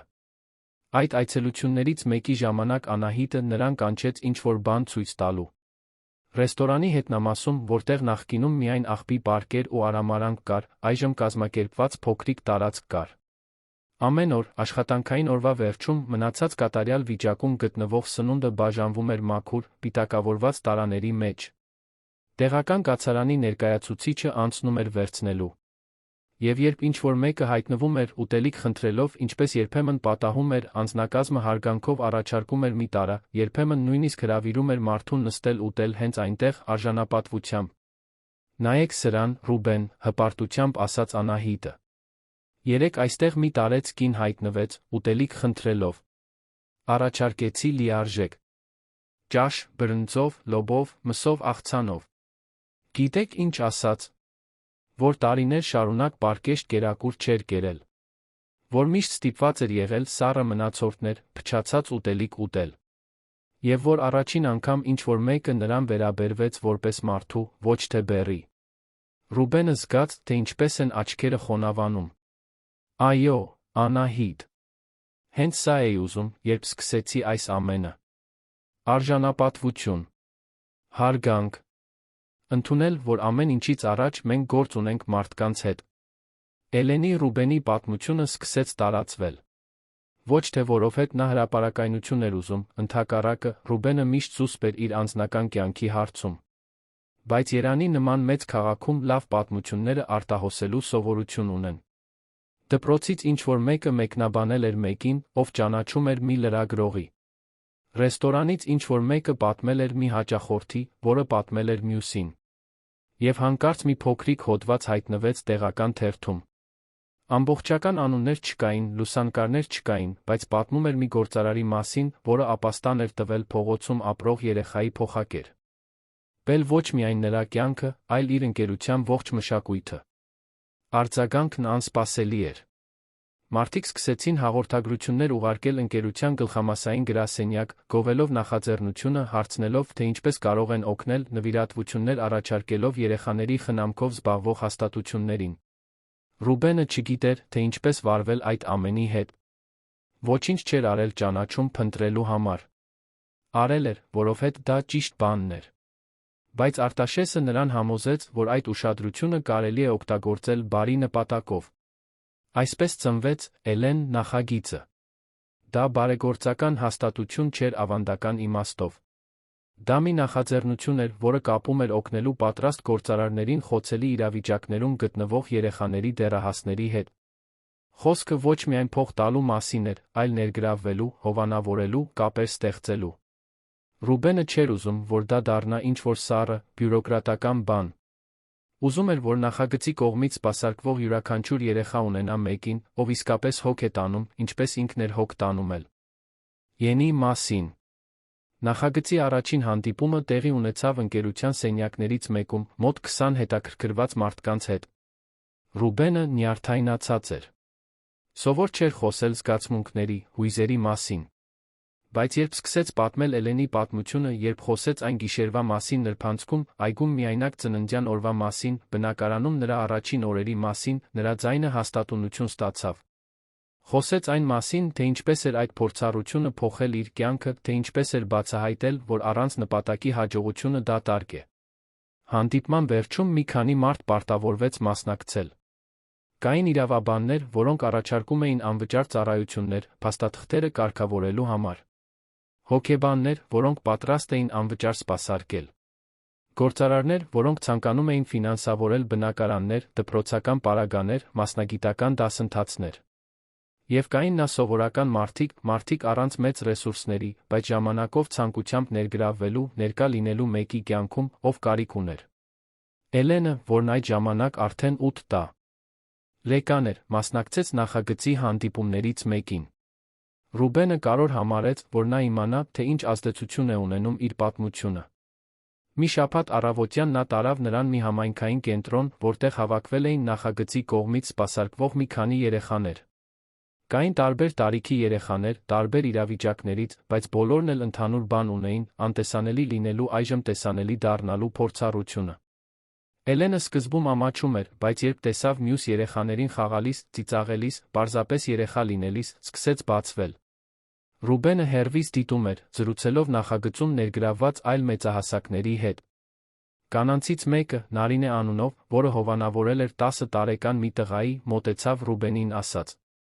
«Դուք չեք պատկերացնի, թե որքան բան է սա նշանակում։ Ես ու ամուսինս չենք կարող երեխաներ ունենալ։ Տարիներ շարունակ փորձել ենք, բուժումներ ենք անցել, ոչինչ չի ստացվել։ Մենք մեզ դատարկ էինք զգում, առանց նպատակի։ Երբ իմացանք նախագծի մասին, որոշեցինք փորձել։ Եվ ծանոթացանք Հովհաննեսի հետ։ Նա այնքան վատ բան է։ Լի միջով էր անցել, այնքան կասկածամիտ էր մեծահասակների նկատմամբ։ Բայց կամաց բացվեց։ Այսօր նա ինձ Նարինե մորաքույր է կանչում։ Եվ երբ նա ժպտում է, երբ պատմում է դպրոցում պատահած որևէ բան, ես զգում եմ, որ իմ կյանքը իմաստ ունի»։ Ռուբենը ժպտաց, հուզված։ Հենց դա է։ Խոսքը ոչ մեկին փրկելու մասին չէ։ Կյանքով կիսվելու մասին է։ Ընդունելու, որ մենք բոլորս միմյանց կարիքն ունենք։ Այդ գիշեր, երբ վերադարձան տուն, Էլենը հոգնած էր, բայց երջանիկ։ Մեքենայում նա նայեց Ռուբենին հարցրեց. «Այդ բոլոր երեխաներն ունենալու են այն, ինչ ես ունեմ։ Տոն, ուտելիք, հոգ տանող մարդիկ»։ Ռուբենը գլխով արեց։ Ունենալու են։ Յուրաքանչյուրն իր ձով, իր ժամանակին, բայց ունենալու են։ Որովհետև ոչ ոք արժանի չէ մենակ մնալու, Էլեն։ Ոչ ոք արժանի չէ անտեսանելի լինելու։ Էլենը մի պահ մտախոհ մնաց։ Հետո մեղմ ձայնով ասաց. «Ես անտեսանելի էի, չէ՞։ Երբ փողոցում էի ապրում, մարդիկ անցնում էին իմ կողքով ձացնում, թե ես գոյություն չունեմ»։ Ճիշտ է, պատասխանեց Ռուբենը, զգալով, թե ինչպես է կոկորդը սեղմվում։ Բայց դու երբեք չդադարել գոյություն ունենալուց։ Դու միշտ կարևոր ես եղել, միշտ արժեքավոր։ Պարզապես պետք էր մեկը, ով կանգ կառներ իսկապես կնայեր։ Էլենը կուչ եկավ նստատեղին, գրկելով դպրոցական ուսապարկը, որն այժմ լի էր տետրերով ու գրքերով, փշուրների ու դատարկ շշերի փոխարեն։ Եվ ես բախտավոր եմ, որ դու նայեցիր։ Ռուբենը ստիպված եղավ մի քանի անգամ թարթել, արցունքները զսպելու համար։ Բախտը բոլորովին իմն է, Էլեն։ Բոլորովին իմը։ Տարիներն անցնում էին, կյանքը շարունակում էր իր ընթացքը։ Էլենը մեծանում էր, հասունանում, ծաղկում։ Շարունակում էր ունենալ դժվար օրեր, պահեր, երբ անցյալի ուրվականները վերադառնում էին նրան հետապնդելու։ Բայց այժմ նա կառուցվածք ուներ դրանց հետ գործ ունենալու համար։ Ուներ թերապիա, աջակցություն, մարդիկ, որոնք սիրում էին նրան։ 10 տարեկանում նա մենակ գրքեր էր կարդում, դպրոցում լավ գնահատականներ էր ստանում, մասնակցում էր թատերական ներկայացումների, նույնիսկ սկսել էր կիթառի դասերի հաճախել։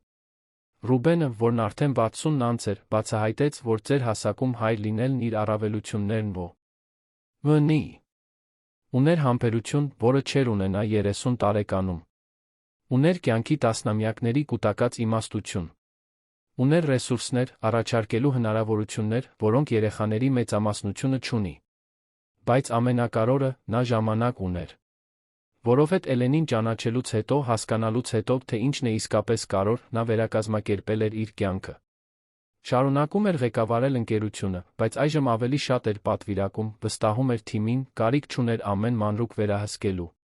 Մի կիրակի օրվա կեսօրին նրանք երկուսով այգում էին, այն նույն այգում, որտեղ Էլենը տարիներ առաջ մենակ ծնունդը շնորհավոր էր երգել։ Միայն թե այժմ նա մենակ չէր։ Նա վազում էր Իզաբելլայի դպրոցի այլ ընկերուհիների հետ, բարձր ծիծաղելով, առանց տեսանելի լինելու վախի, առանց դուրս հանվելու վախի։ Ռուբենը նստած էր նստարանին, դիտելով, երբ Սիրանուշը հայտնվեց։ Նա շարունակում էր հետել գործին, նույնիսկ այդքան ժամանակ անց, որովհետև իսկական կապ էր ստեղծել այդ ընտանիքի հետ։ Նստեց Ռուբենի կողքին, նրանք երկուսով այնտեղ էին հարմար։ Ավետ լռության մեջ, պարզապես դիտելով Էլենի խաղը։ Մի քանի րոպե անց Սիրանուշն ասաց. «Դու գիտես, որ փոխակերպել ես նրա կյանքը, չէ՞»։ Ռուբենը գլուխը թափ տվեց։ Նա նույնպես փոխակերպեց իմը։ Ես ավտոմատ ռեժիմով էի ապրում։ Արթնանում էի, աշխատում, քնում։ Ամեն ինչ առանց իմաստի, առանց գույնի։ Էլենը կյանք բերեց իմ տուն։ Նպատակ բերեց իմ գոյությանը։ Սիրանուշը ժպտաց։ Ուրեմն դուք փրկեցիք միմյանց։ Ռուբենը համաձայնեց։ Կարծում եմ, այո։ Կարծում եմ, հենց դա էր։ Այդ պահին Էլենը վազելով եկավ նրանց մոտ, շնչակտուր, այտերը վարդագունացած այդքան վազելուց։ Նստեց Ռուբենի գրկում, թե արդեն շատ մեծ էր դրա համար, հայտարարեց. «Գիտեք ինչ էինք խոսում։ Որ երբ մեծանամ, ուզում եմ օգնել երեխաներին։ Ուզում եմ աշխատել այն նախագծի նման մի տեղում, որն իմ անունն է կրում։ Ուզում եմ, որ այլ երեխաներ ունենան այն հնարավորությունը, որն ես ունեցա»։ Ռուբենը նրան ամուր գրկեց, զգալով, թե ինչպես է սիրտը լցվում։ «Դու կհասնես դրան, Էլեն։ Կհասնես այն ամենին, ինչ ցանկանաս։ Որովհետև դու ուժեղ ես, խելացի հսկայական սիրտ ունես»։ Էլեն ժպտաց վերադարձավ խաղալու ընկերուհիների հետ։ Ռուբենն ու Սիրանուշը մնացին այնտեղ դիտելով, իմանալով, որ ականատես են լինում մի հազվագյուտ թանկ բանի։ Մի կյանքի վերածննդի, որը թվում էր դատապարտված։ Ցավի վերափոխմանը, հույսի։ Ապացույցին, որ մարդասիրության մեկ ժեստը կարող է փոխել ճակատագրեր։ Երբ ալը սկսեց մայր մտնել, երկինքը ներկելով նարնջագույն վարդագույն, Ռուբենը կանչեց Էլենին։ Տուն վերադառնալու ժամանակն էր։ Ճանապարհին նա բռնեց նրա ձեռքը, ասաց այն պարզությամբ, որը միայն երեխաներն ունեն. «Իմ ամենասիրելի տեղն աշխարհում քեզ հետ է, գիտեիր»։ Ռուբենը կանգ առավ, գրացավ նրա առջ պատասխանեց խեղդվող ձայնով. «Իմն էլ քեզ հետ է, աղջիկս։ Իմն էլ»։ Եվ այդ բառի մեջ, աղջիկս, ամեն ինչ կար։ Ամբողջ սերն էր, որը նա երբեք չգիտեր, որ ընդունակ է զգալու։ Ամբողջ փոխակերպումն էր, որ մի անտեսանելի աղջիկ առաջացրել էր մի մարդու կյանքում, ով ուներ ամեն ինչ մինույն ժամանակ ոչինչ։ Ապացույցն էր, որ ընտանիքը ոչ միայն արյուն է, այլ ընտրություն։ Հոգատարություն է, ներկայություն, սեր, որը կառուցվում է օրեցօր։ Երբ այդ գիշեր հասան տուն, Էլենն ուղիղ գնաց իր սենյակ, տնային աշխատանքներն անելու։ Ռուբենը մնաց հյուրասենյակում, նայելով լուսանկարներին, որոնք այժմ զարդարում էին պատերը։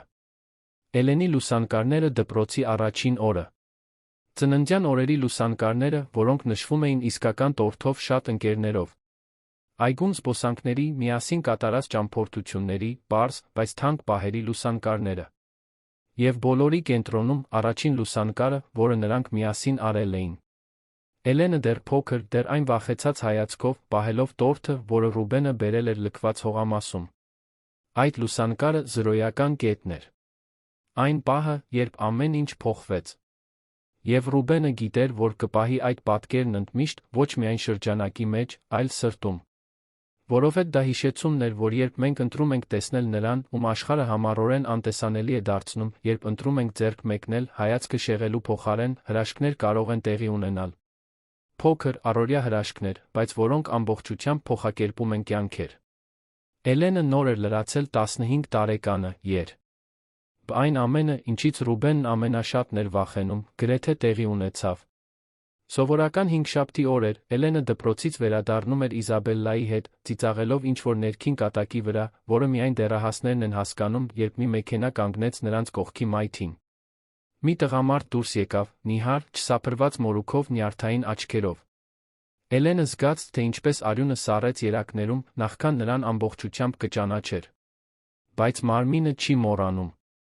Մարմինը պահում է հիշողություններ, որոնք միտքը փորձում է ջնջել։ Դա նա էր։ Այն տղամարդը, որը նրան վնասել էր, երբ փոքր էր։ Այն տղամարդը, որին պաշտպանական միջոցը պետք է ընդմիշտ հեռու պահեր նրանից։ Իզաբելլան անմիջապես հասկացավ, որ ինչ-որ բան այն չէ։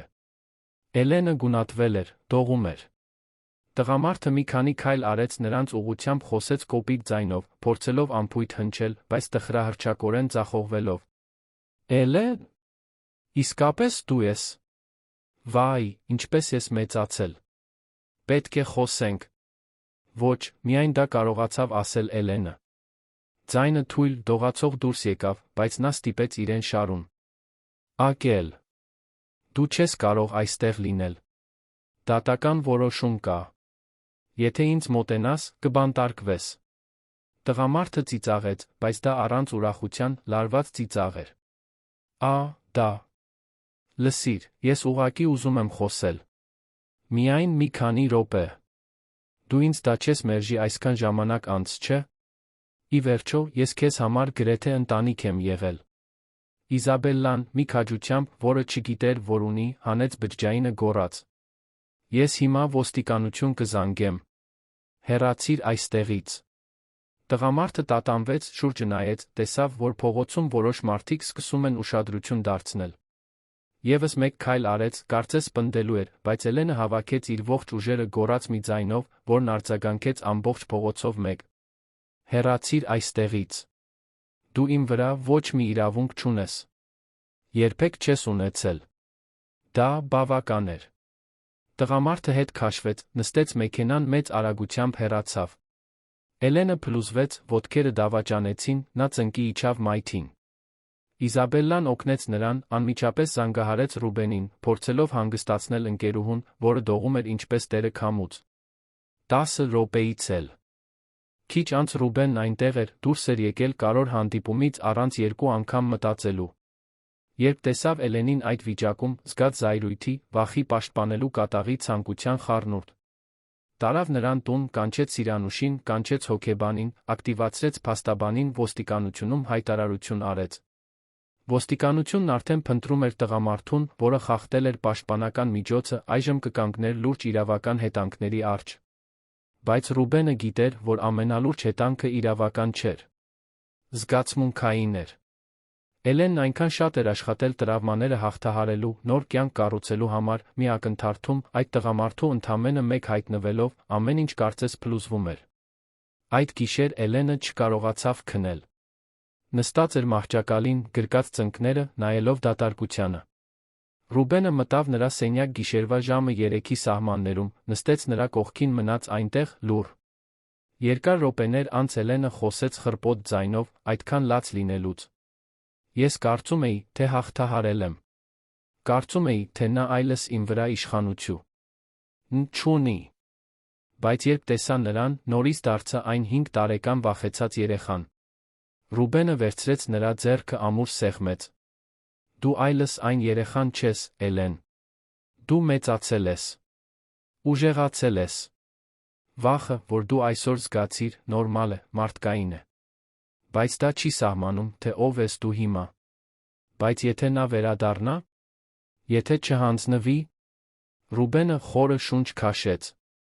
Նա կբանտարկվի։ Արդարադատությունն այս անգամ կանի այն, ինչ պետք է արվի։ Բայց նույնիսկ եթե երկար տի, նույնիսկ եթե նա նորից փորձի, դու մենակ չես։ Դու այլս երբեք մենակ չես լինի։ Ես այստեղ եմ։ Սիրանուշն այստեղ է։ Իզաբելլան այստեղ է։ Դու ունես քեզ սիրող պաշտպանող մարդկանց մի ամբողջ ցանց։ Էլենը գլուխը հենեց Ռուբենի ուսին լաց եղավ։ Լաց եղավ այն ամենը, ինչ պահել էր։ Լաց եղավ այն երեխայի համար, որն ինքն էր, այն ցավի համար, որը կրել էր, այն վախի համար, որը վերադարձել էր։ Եվ Ռուբենը մնաց այնտեղ, ամուր ինչպես ժայռ, մինչ լացը վերածվեց հեկեկոցների, հեկեկոցները խորը շնչառությունները քնի։ Միայն այդ ժամանակ նա վեր կացավ, ծածկեց նրան վերմ։ Ակով դուրս եկավ սենյակից։ Հաջորդ օրերը դժվար էին։ Էլենը բացակայեց դպրոցից, ավելի լուր դարձավ, ավելի ինքնամփոփ։ Հոգեբանն ակտիվացրեց հանդիպումները։ Սիրանուշն այցելում էր ամեն օր։ Եվ Ռուբենը վերակազմակերպեց իր ողջ օրակարգը, հնարավորինս շատ ներկա լինելու համար։ Որովհետև գիտեր, որ դա վճռորոշ պահ է։ Էլենը խաչմերուկում էր, թույլ տալ անցյալին հաղթել, թե ուժեր հավաքել, շարունակելու առաջ շարժվել։ Հենց Իզաբելլան տվեց այն հրումը, որը պակասում էր։ Մի կեսօրին նա հայտնվեց Էլենի տանը, քաղցրավենիքով, վատ ռոմանտիկ կատակերգություններով լի ուսապարկով ընկերուհուն ծիծաղեցնելու մեծ ցանկությամբ։ Մենք թույլ չենք տա, որ այդ սարսափելի մարդը փչացնի քո կյանքը, հայտարարեց նա վերահսկողությունը ստանձնելու որոշում կայացրածի հաստատակամությամբ։ Նա արժանի չէ այդ իշխանությանը քո վրա։ Այնպես որ այսօր դու ես կդիտենք սարսափելի ֆիլմեր, կուտենք անպետք բաներ, կհիշենք այն ամենը, ինչ լավ է քո կյանքում։ Էլենը փորձեց դիմադրել, բայց Իզաբելլան համառ էր։ Եվ կամաց, շատ դանդաղ, Էլենը թույլ տվեց իրեն հանգստանալ։ Նրանք ծիծաղեցին հիմար կատակների վրա, մեկնաբանեցին դերասաններին, կերան ադի-բուդի մինչ այլս չկարողացան։ Եվ երբ գիշերն ավարտվեց, Էլենը հասկացավ, որ ժամերով չի մտածել այդ տղամարդու մասին։ Հասկացավ, որ դեռ ընդունակ է ծիծաղելու, թեթություն զգալու, ապրելու։ Տղամարդը բանտարկվեց 1 շաբաթ անց։ Ոստիկանությունը նրան գտավ քաղաքից դուրս գալու փորձ կատարելիս։ Երբ Ռուբենը ստացավ բանտարկության մասին տեղեկացնող զանգը, այնպիսի մեծ թեթացում զգաց, որ ստիպված եղավ նստել։ Զգուշությամբ պատմեց Էլենին, առանց չափազանց ուրախանալու, որովհետև գիտեր, որ դա չի ջնջում ցավը, բայց կարևոր քայլ էր։ Էլենը լուր լսեց, հետո գլխով արեց ասաց. Շնորհակալ եմ։ Ամեն ինչի համար, որ երբեք չհանձնվեցիր ինձնից։ Ռուբենը գրկեց նրան պատասխանեց. Երբեք չեմ հանձնվի։ Երբեք։ Ժամանակի ընթացքում Էլենը վերականգնվեց այդ ցնցումից։ Վերադարձավ դպրոց, վերսկսեց կիթառի դասերը, նորից սկսեց ավելի հաճախ ժպտալ։ Եվ ամենակարևորը, հասկացավ մի հիմնարար բան։ Տրավմաներն ամբողջությամբ չեն անհետանում, բայց կորցնում են վերահսկելու ուժը, երբ մենք ուժ ենք գտնում։ Մեր մեջ աջակցություն, մեր շուրջը։ Երբ Էլենը դարձավ 18 տարեկան, Ռուբենը խնջույք կազմակերպեց։ Ոչ մի շքեղ բան, միայն այն մարդիկ, որոնք իսկապես կարող էին։ Այնտեղ էր Իզաբելլան, իհարկե, դպրոցի այլ ընկերների հետ միասին։ Այնտեղ էր Սիրանուշը, որը գրեթե ընտանիքի անդամ էր դարձել։ Այնտեղ էր Անահիտը, արարատյան Հովիկ կառավարիչը, որը անձնական ընկեր էր դարձել։ Այնտեղ էին Արտաշեսն ու նրա կինը։ Այնտեղ էր դոկտոր Մարսյան, հոգեբանը, որն ուղեկցել էր Էլենին այդքան տարիներ։ Եվ այնտեղ էին նա, Էլեն, նախագծի որոշ երեխաներ, որոնք տարիների ընթացքում կապեր էին ստեղծել։ Խնջույքը մի հասարակ խորովածանոցում էր, կենդանի երաժշտությամբ, մեծ տորթով, շատ զրույցներով։ Բայց ամենահատուկ պահն այն էր, երբ Ռուբենը խնդրեց բոլորի ուշադրությունը գենաց ասաց։ Բարձրացրեց բաժակը ասաց հուզմունքով լի ձայնով. 13 տարի առաջ ես հանդիպեցի մի փոքրիկ, սոված, վախեցած աղջկա, որը ուտելիքի մնացորդներ էր խնդրում մի նրբանցքում։ Այդ օրը ես կարծում էի, թե ինչ-որ մեկին եմ օգնելու։ Բայց ճշմարտությունն այն է, որ փրկվածը ես էի։ Էլենն ինձ տվեց մի նպատակ, որը ես չունեի։ Սովորեցրեց, թե ինչ է նշանակում իսկապես սիրել։ Ցույց տվեց, որ ընտանիքը արյուն չէ, այլ ամենօրյա ընտրություն, ներկա լինելու, հոգ տանելու, մյուսին հավատալու, նույնիսկ երբ նա ինքն իրեն չի հավատում։ Դադար տվեց, նայեց Էլենին, որի աչքերը խոնավացել էին, շարունակեց. Այսօր դու դառնում ես 18 տարեկան։ Պաշտոնապես չափահաս ես։ Բայց ուզում եմ, որ իմանաս, որ այս տունը, այս տարածքը, այս սերը, այս ամենը ժամկետ չունի։ Դու միշտ այստեղ տեղ կունենաս։ Միշտ կունենաս մի հայր, որը քեզ սիրում է աշխարհում ամեն ինչից շատ։ Եվ միշտ կունենաս մի ընտանիք, որը քո կողքին կլինի, ինչ էլ որ լինի։ Էլենը վեր կացավ, գնաց Ռուբենի մոտ ամուր գրկեց նրան։ Շշնջաց նրա ականջին, միայն որ նա լսի։ Դու ինձ ամեն ինչ տվեցիր։ Ուտելիք տվեցիր, երբ սոված էի։ Տուն տվեցիր, երբ քնելու տեղ չունեի։ Սեր տվեցիր, երբ կարծում էի, թե արժանի չեմ սիրվելու։ Եվ ապագա տվեցիր, երբ կարծում էի, թե միայն անցյալ ունեմ։ Ռուբենն էլ ավելի ամուր սեղմեց նրան, չանհանգստանալով, որ բոլորը տեսնում են, չանհանգստանալով իր դեմքով հոսող արցունքներից։ Որովհետև այդ պահն արժեր բոլոր չեղարկված հանդիպումները, բոլոր չկայացած գործարքները, բոլոր այն ժամերը, որոնք նա ներդրել էր, լինելով հայր, այլ ոչ թե պարզապես գործարար։ Խնջույքից հետո, արդեն ուշ գիշերով, Ռուբենն ու Էլենը նստած էին բնակարանի պատշգամբում, նայելով ներքում լուսավորված քաղաքին։ Էլենը նոր էր ընդունվել համալսարան, հոգեբանության ֆակուլտետ։ Ուզում էր աշխատել խոցելի իրավիճակներում գտնվող երեխաների հետ, ուզում էր աշխարհին վերադարձնել մի փոքր բան այն ամենից, ինչ ստացել էր։ Եվ Ռուբենը չէր կարող ավելի հպարտ լինել։ Գիտես ինչ եմ մտածում, ասաց Էլենը, խախտելով լռությունը։ Եթե դու այդ գիշեր ինձ չնայեիր։ Եթե դու լինեիր բոլոր այն մարդկանց նման, որոնք անցնում էին իմ կողքով ձացնում, թե ես անտեսանելի եմ։ Որտեղ կլինեի ես այսօր։ Ռուբենը մտախոհ մնաց։ Չգիտեմ, Էլեն։ Գուցե դու օգնություն կգտնեիր ուրիշ տեղ։ Գուցե մեկ ուրիշը կանգ կառներ նայելու։ Կամ գուցե ոչ։ Բայց այն, ինչ վստահ գիտեմ, այն է, որ իմ կյանքն առանց քեզ անսահման ավելի դատարկ կլիներ։ Էլենը ժպտաց։ Կարծում ես, ճակատագիր էր, որ մենք այդպես հանդիպեցինք։ Ռուբենը գլուխը թափ տվեց։ Չգիտեմ, թե հավատում եմ ճակատագրին, բայց հավատում եմ ընտրություններին։ Այդ գիշեր ես ընտրեցի չշեղել հայացքս։ Ընտրեցի հետել քեզ։ Ընտրեցի հոգ տանել։ Եվ այդ օրվանից ամեն օր ես նորից եմ ընտրում։ Ընտրում եմ լինել քո հայրը։ Ընտրում եմ սիրել քեզ։ Ընտրում եմ ներկա լինել։ Դա լավագույն ընտրությունն է, որ ինչ-որ մեկը երբե արել է ինձ համար, ասաց Էլենը խեղդվող ձայնով։ Դա լավագույն ընտրությունն էր, որ ես երբե արել եմ ինձ համար։ Նրանք այնտեղ մնացին որոշ ժամանակ, հարմարավետ լռության մեջ, պարզապես վայելելով միմյանց ներկայությունը։ Եվ Էլենը մտածեց ողջ ճանապարհորդության մասին։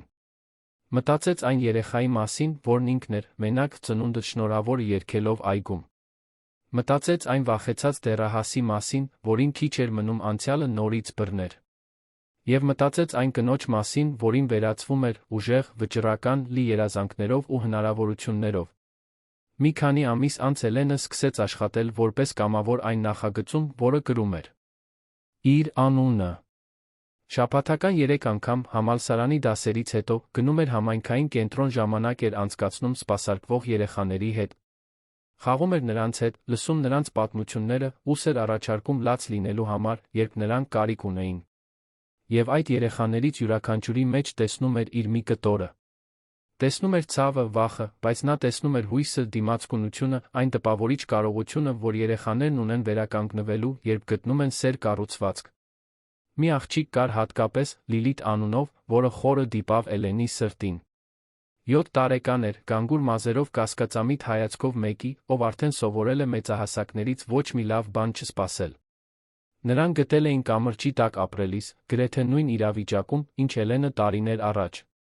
Երբ Էլենը նրան առաջին անգամ տեսավ, զգաց, կարծես անցյալի հայելուն է նայում։ Դանդաղ մոտեցավ, նստեց գետնին Լիլիթի կողքին, չփորձեց զրույց պարտադրել։ Պարզապես մնաց այնտեղ, ներկա, հասանելի։ Մի քանի րոպե անց Լիլիթը փոքր ձայնով հարցրեց. «Դու էլ էիր փողոցում ապրո»։ Էլենը գլխով արեց։ «Ապրում էի։ Երբ քո տարիքին էի մոտավորապես»։ «Իսկ ինչ պատահեց»։ «Ինչ-որ մեկը նայեց ինձ։ Ինչ-որ մեկը որոշեց, որ ես կարող եմ։ Եվ ինձ նորից սկսելու հնարավորություն տվեց»։ Լիլիթը մտախոհ մնաց։ «Կարծում ես, ես էլ կարող եմ հնարավորություն ունենալ»։ Էլենը վերցրեց աղջկա փոքրիկ ձեռքը քնքշությամբ սեղմեց։ «Համոզված եմ։ Եվ գիտես մի բան. դու մենակ չես սրանում։ Այստեղ շատ մարդիկ կան, որոնք ուզում են քեզ օգնել։ Ներառյալ ես»։ Դա հատուկ կապի սկիզբն էր։ Էլենը սկսեց ավելի մոտիկից հետել Լիլիթի գործին, աշխատելով նախագծի թիմի հետ միասին։ Եվ ամիսներ անց, երբ Լիլիթին ապաստան տվեց մի ընտանիք, որը սիրահարվել էր նրան, Էլենն այնտեղ էր, լաց լինելով ուրախությունից, իմանալով, որ մեկ կյանք է փոխակերպվում։ Ռուբենը դիտում էր այս ամենը մի հպարտությամբ, որը չէր տեղավորվում կրծքում։ Տեսնում էր, թե ինչպես է Էլենը դառնում այն հրաշալի կինը, որը միշտ գիտեր, որ նա կլինի։ Տեսնում էր, թե ինչպես է ցիկլը լրիվանում, փրկված աղջիկն այժմ փրկում է ուրիշներին։ Եվ վերջապես հասկանում էր ժառանգության իսկական իմաստը։ Դա փող թողնելը չէր։ Ընկերություններ թողնելը չէր։ Դա բազմապատկված սեր թողնելն էր, հույսի սերմեր ցանելն էր, որոնք կշարունակեին ծլել շատ երկար ժամանակ անց, երբ ինքն այլևս մոտակայքում չլիներ։ Մի գիշեր, երբ Էլենն արդեն համալսարանում էր, պրակտիկա էր անցնում, մտածում ապագայի մասին, Ռուբենը կարճ խոսակցություն ունեցավ նրա հետ։ Կանչեց նրան նստելու հյուրասենյակում, ասաց լուրջ ձայնով. «Պետք է քեզ մի բան ասեմ»։ Էլենն անհանգստացավ։ «Ինչ-որ բան է պատահել»։ «Ոչ, ոչ մի վատ բան»։ Ռուբենը ժպտաց, նրան հանգստացնելու համար։ «Իրավական փաստաթղթերի մասին է։ Դու արդեն որոշ ժամանակ է, ինչ չափահաս ես։ Եվ ես կցանկանայի պաշտոնականացնել մի բան, որն արդեն իրական է սրտում։ Ուզում եմ քեզ պաշտոնապես որդեգրել։ Ուզում եմ, որ դու լինես իմ դուստրը ոչ միայն գործնականում, այլ թղթի վրա»։ Էլենը մի քանի վայրկյան խոսքեր չէր գտնում։ Հետո արցունքները սկսեցին հոսել։ «Բայց ես արդեն քո դուստրն եմ։ Արդեն վաղուց»։ «Գիտեմ», պատասխանեց Ռուբենը, նույնպես հուզված։ «Բայց ուզում եմ, որ դա պաշտոնական լինի։ Ուզում եմ, որ քո ազգանունը լինի Մելիքյան։ Ուզում եմ, որ օրինականորեն, իրավաբանորեն, առանց որևէ կասկածի, դու ճանաչվես որպես իմ դուստր։ Եթե դու ուզում ես, իհարկե»։ Էլենը մտածելու կարիք չուներ։ Նետվեց Ռուբենի գիրկը, պատասխանեց հեկեկոցների միջից։ «Ուզում եմ։ Շատ եմ ուզում»։ Գործընթացն արագ էր։ 18 տարեկանում Էլենը կարող էր ինքնուրույն որոշել որդեգրման մասին։ Եվ մի քանի ամիս անց, մի պարզ արարողության ժամանակ նոտարական գրասենյակում, Ծիրանուշի, Արտաշեսի, Իզաբելլայի այլ սիրելի մարդկանց որպես վկաների ներկայությամբ, Էլենը պաշտոնապես դարձավ Էլեն Սարգսյան Մելիքյան։ Երբ դուրս եկան գրասենյակից, փաստաթղթերը ձեռքներին, նա նայեց թարմացված ծննդյան վկայականին, ժպտաց։ Այնտեղ գրված էր. «Հայր, Ռուբեն Մելիքյան»։ Դա ընդամենը թուղթ էր։ Բայց նա շատ ավելին էր։ Դա մի սիրո պաշտոնական ճանաչումն էր, որը սկսվել էր մի կեղտոտ նրբանցքում, աղբի պարկերի ու հուսահատության մեջ, վերածվել էր ամենագեղեցիկ իսկական բանի, որ նրանք երկուսն էլ երբեք ապրել էին։ Տարիներ անցան։ Էլենն ավարտեց հոգեբանության ֆակուլտետը գերազանցուց։ Յամբ սկսեց աշխատել մի հաստատությունում, որը զբաղվում էր փողոցում ապրող երեխաների խնամքով։ Ռուբենը արդեն 70-ն անց սկսեց դանդաղեցնել աշխատանքի տեմպը, ընկերության ղեկավարումը փոխանցեց վստահելի մարդկանց, ավելի շատ նվիրվեց Էլեն նախագծին, որն այժմ սպասարկում էր հարյուրավոր երեխաների, դարձել էր ազգային մակարդակի օրինակ ապաստանի մանկական պաշտպանության ոլորտում։ Մի շաբաթ օրվա կեսօրին նրանք միասին գնացին այն այգին։ Այն նույն այգին, որտեղ Էլենը տարիներ առաջ մենակ ծնունդը շնորհավոր էր երգել։ Նստեցին նույն նստարանին, նայեցին խաղացող երեխաներին, մնացին այնտեղ, պարզապես վայելելով պահը։ Էլենն այժմ 25 տարեկան էր, հանդիպում էր մի երիտասարդի հետ, որին ճանաչել էր համալսարանում, մտածում էր մագիստրատուրա ընդունվելու մասին, լի ծրագրերով ու երազանքներով։ Հիշում ես, երբ այստեղ մենակ ծնունդը շնորհավոր էիր երգում, հարցրեց Ռուբենը։ Էլենը գլխով արեց։ Ինչպես կարող էի մոռանալ։ Դա իմ կյանքի ամենավատ գիշերներից մեկն էր։ Բայց նա կարող էր, որովհետև դա քո հայտնվելուց քիչ առաջ էր։ Ռուբենը մի պահ լուռ մնաց։ Հետո հարցրեց. Եթե կարողանայիր վերադառնալ ժամանակի մեջ փոխել ամեն ինչ, փոխել այն, ինչ անցել է, ջնջել ցավը, կփոխեիր։ Էլենը երկար մտածեց, նախքան պատասխանելը։ Դա դժվար հարց էր։ Վերջապես ասաց. Չգիտեմ։ Վատ բաները, որոնց միջով անցել եմ, ինձ շատ են վնասել։ Հետքեր են թողել, որոնք դեռ կրում եմ։ Բայց դրանք նա ինձ դարձրել են այն, ինչ կամ։ Ինձ կարեկցանք են տվել, նպատակ են տվել, ստիպել են հասկանալ ուրիշների ցավն այնպես, ինչպես գուցե չէի հասկանա, եթե նորմալ մանկություն ունենայի։ Այնպես որ, գուցե չէի փոխի։ Բայց հաստատ կընտրեի, որ այլ երեխաներ ստիպված չլինեն անցնել այն ամենի միջով, ինչի միջով ես եմ անցել։ Ռուբենը ժպտաց։ Դրա համար էլ դու այդքան հատուկ ես։ Ցավը վերածել ես նպատակի։ Լավագույնից եմ սովորել, պատասխանեց Էլենը, գլուխը դնելով նրա ուսին։ Նրանք այնտեղ մնացին, մինչ ալը սկսեց մայր մտնել, երկինքը ներկելով ջերմ գույներով։ Եվ երբ վեր կացան գնալու, քայլում էին ձեռք-ձեռքի տված, հայր ու դուստր, միավորված մի պատմությամբ, որը սկսվել էր մի հայացքից, որը որոշել էր շեղվել, մի ընտրությունից, տեսնելու նրան, ով անտեսանելի էր, մարդասիրության մի ժեստից մի աշխարհում, որը այդքան հաճախ մոռանում է մարդկային լինել։ Սիրելի ունկնդիրներ, հուսով ենք, որ Էլենի Ռուբենի պատմությունը հուզեց ձեր սրտերը։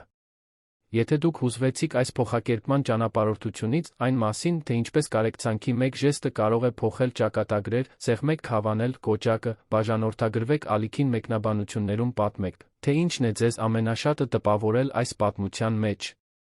Էլենի քաջությունն էր շարունակելու հավատալ։ Ռուբենի վճռականությունն էր չշեղելու հայացքը։ Թե այն ապացույցը, որ ընտանիքը կառուցվում է սիրով, ներկայությամբ ամենօրյա ընտրություններով։ Ամեն օր մենք ներկայացնում ենք այսպիսի հուզիչ պատմություններ, որոնք բացահայտում են մարդկային հոգու ամենախորը կողմերը, որոնք մեզ հիշեցնում են նրան տեսնելու կարողության մասին, ում աշխարհը համառորեն անտեսանելի է դարձնում։ Որովհետև ի վերջո մենք բոլորս ունենք ուժ փոխելու մի կյանք։ Պարզապես պետք է ընտրել նայել, ընտրել հոգ տանել։ Ընտրել գործել։ Սպասում ենք ձեզ հաջորդ դրվագում, մեկ պատմությամբ, որը կխառնի ձեր հույզերը, կստիպի ձեզ խորել այն մասին, թե ինչն է իսկապես կարևոր կյանքում։ Մինչ շուտով։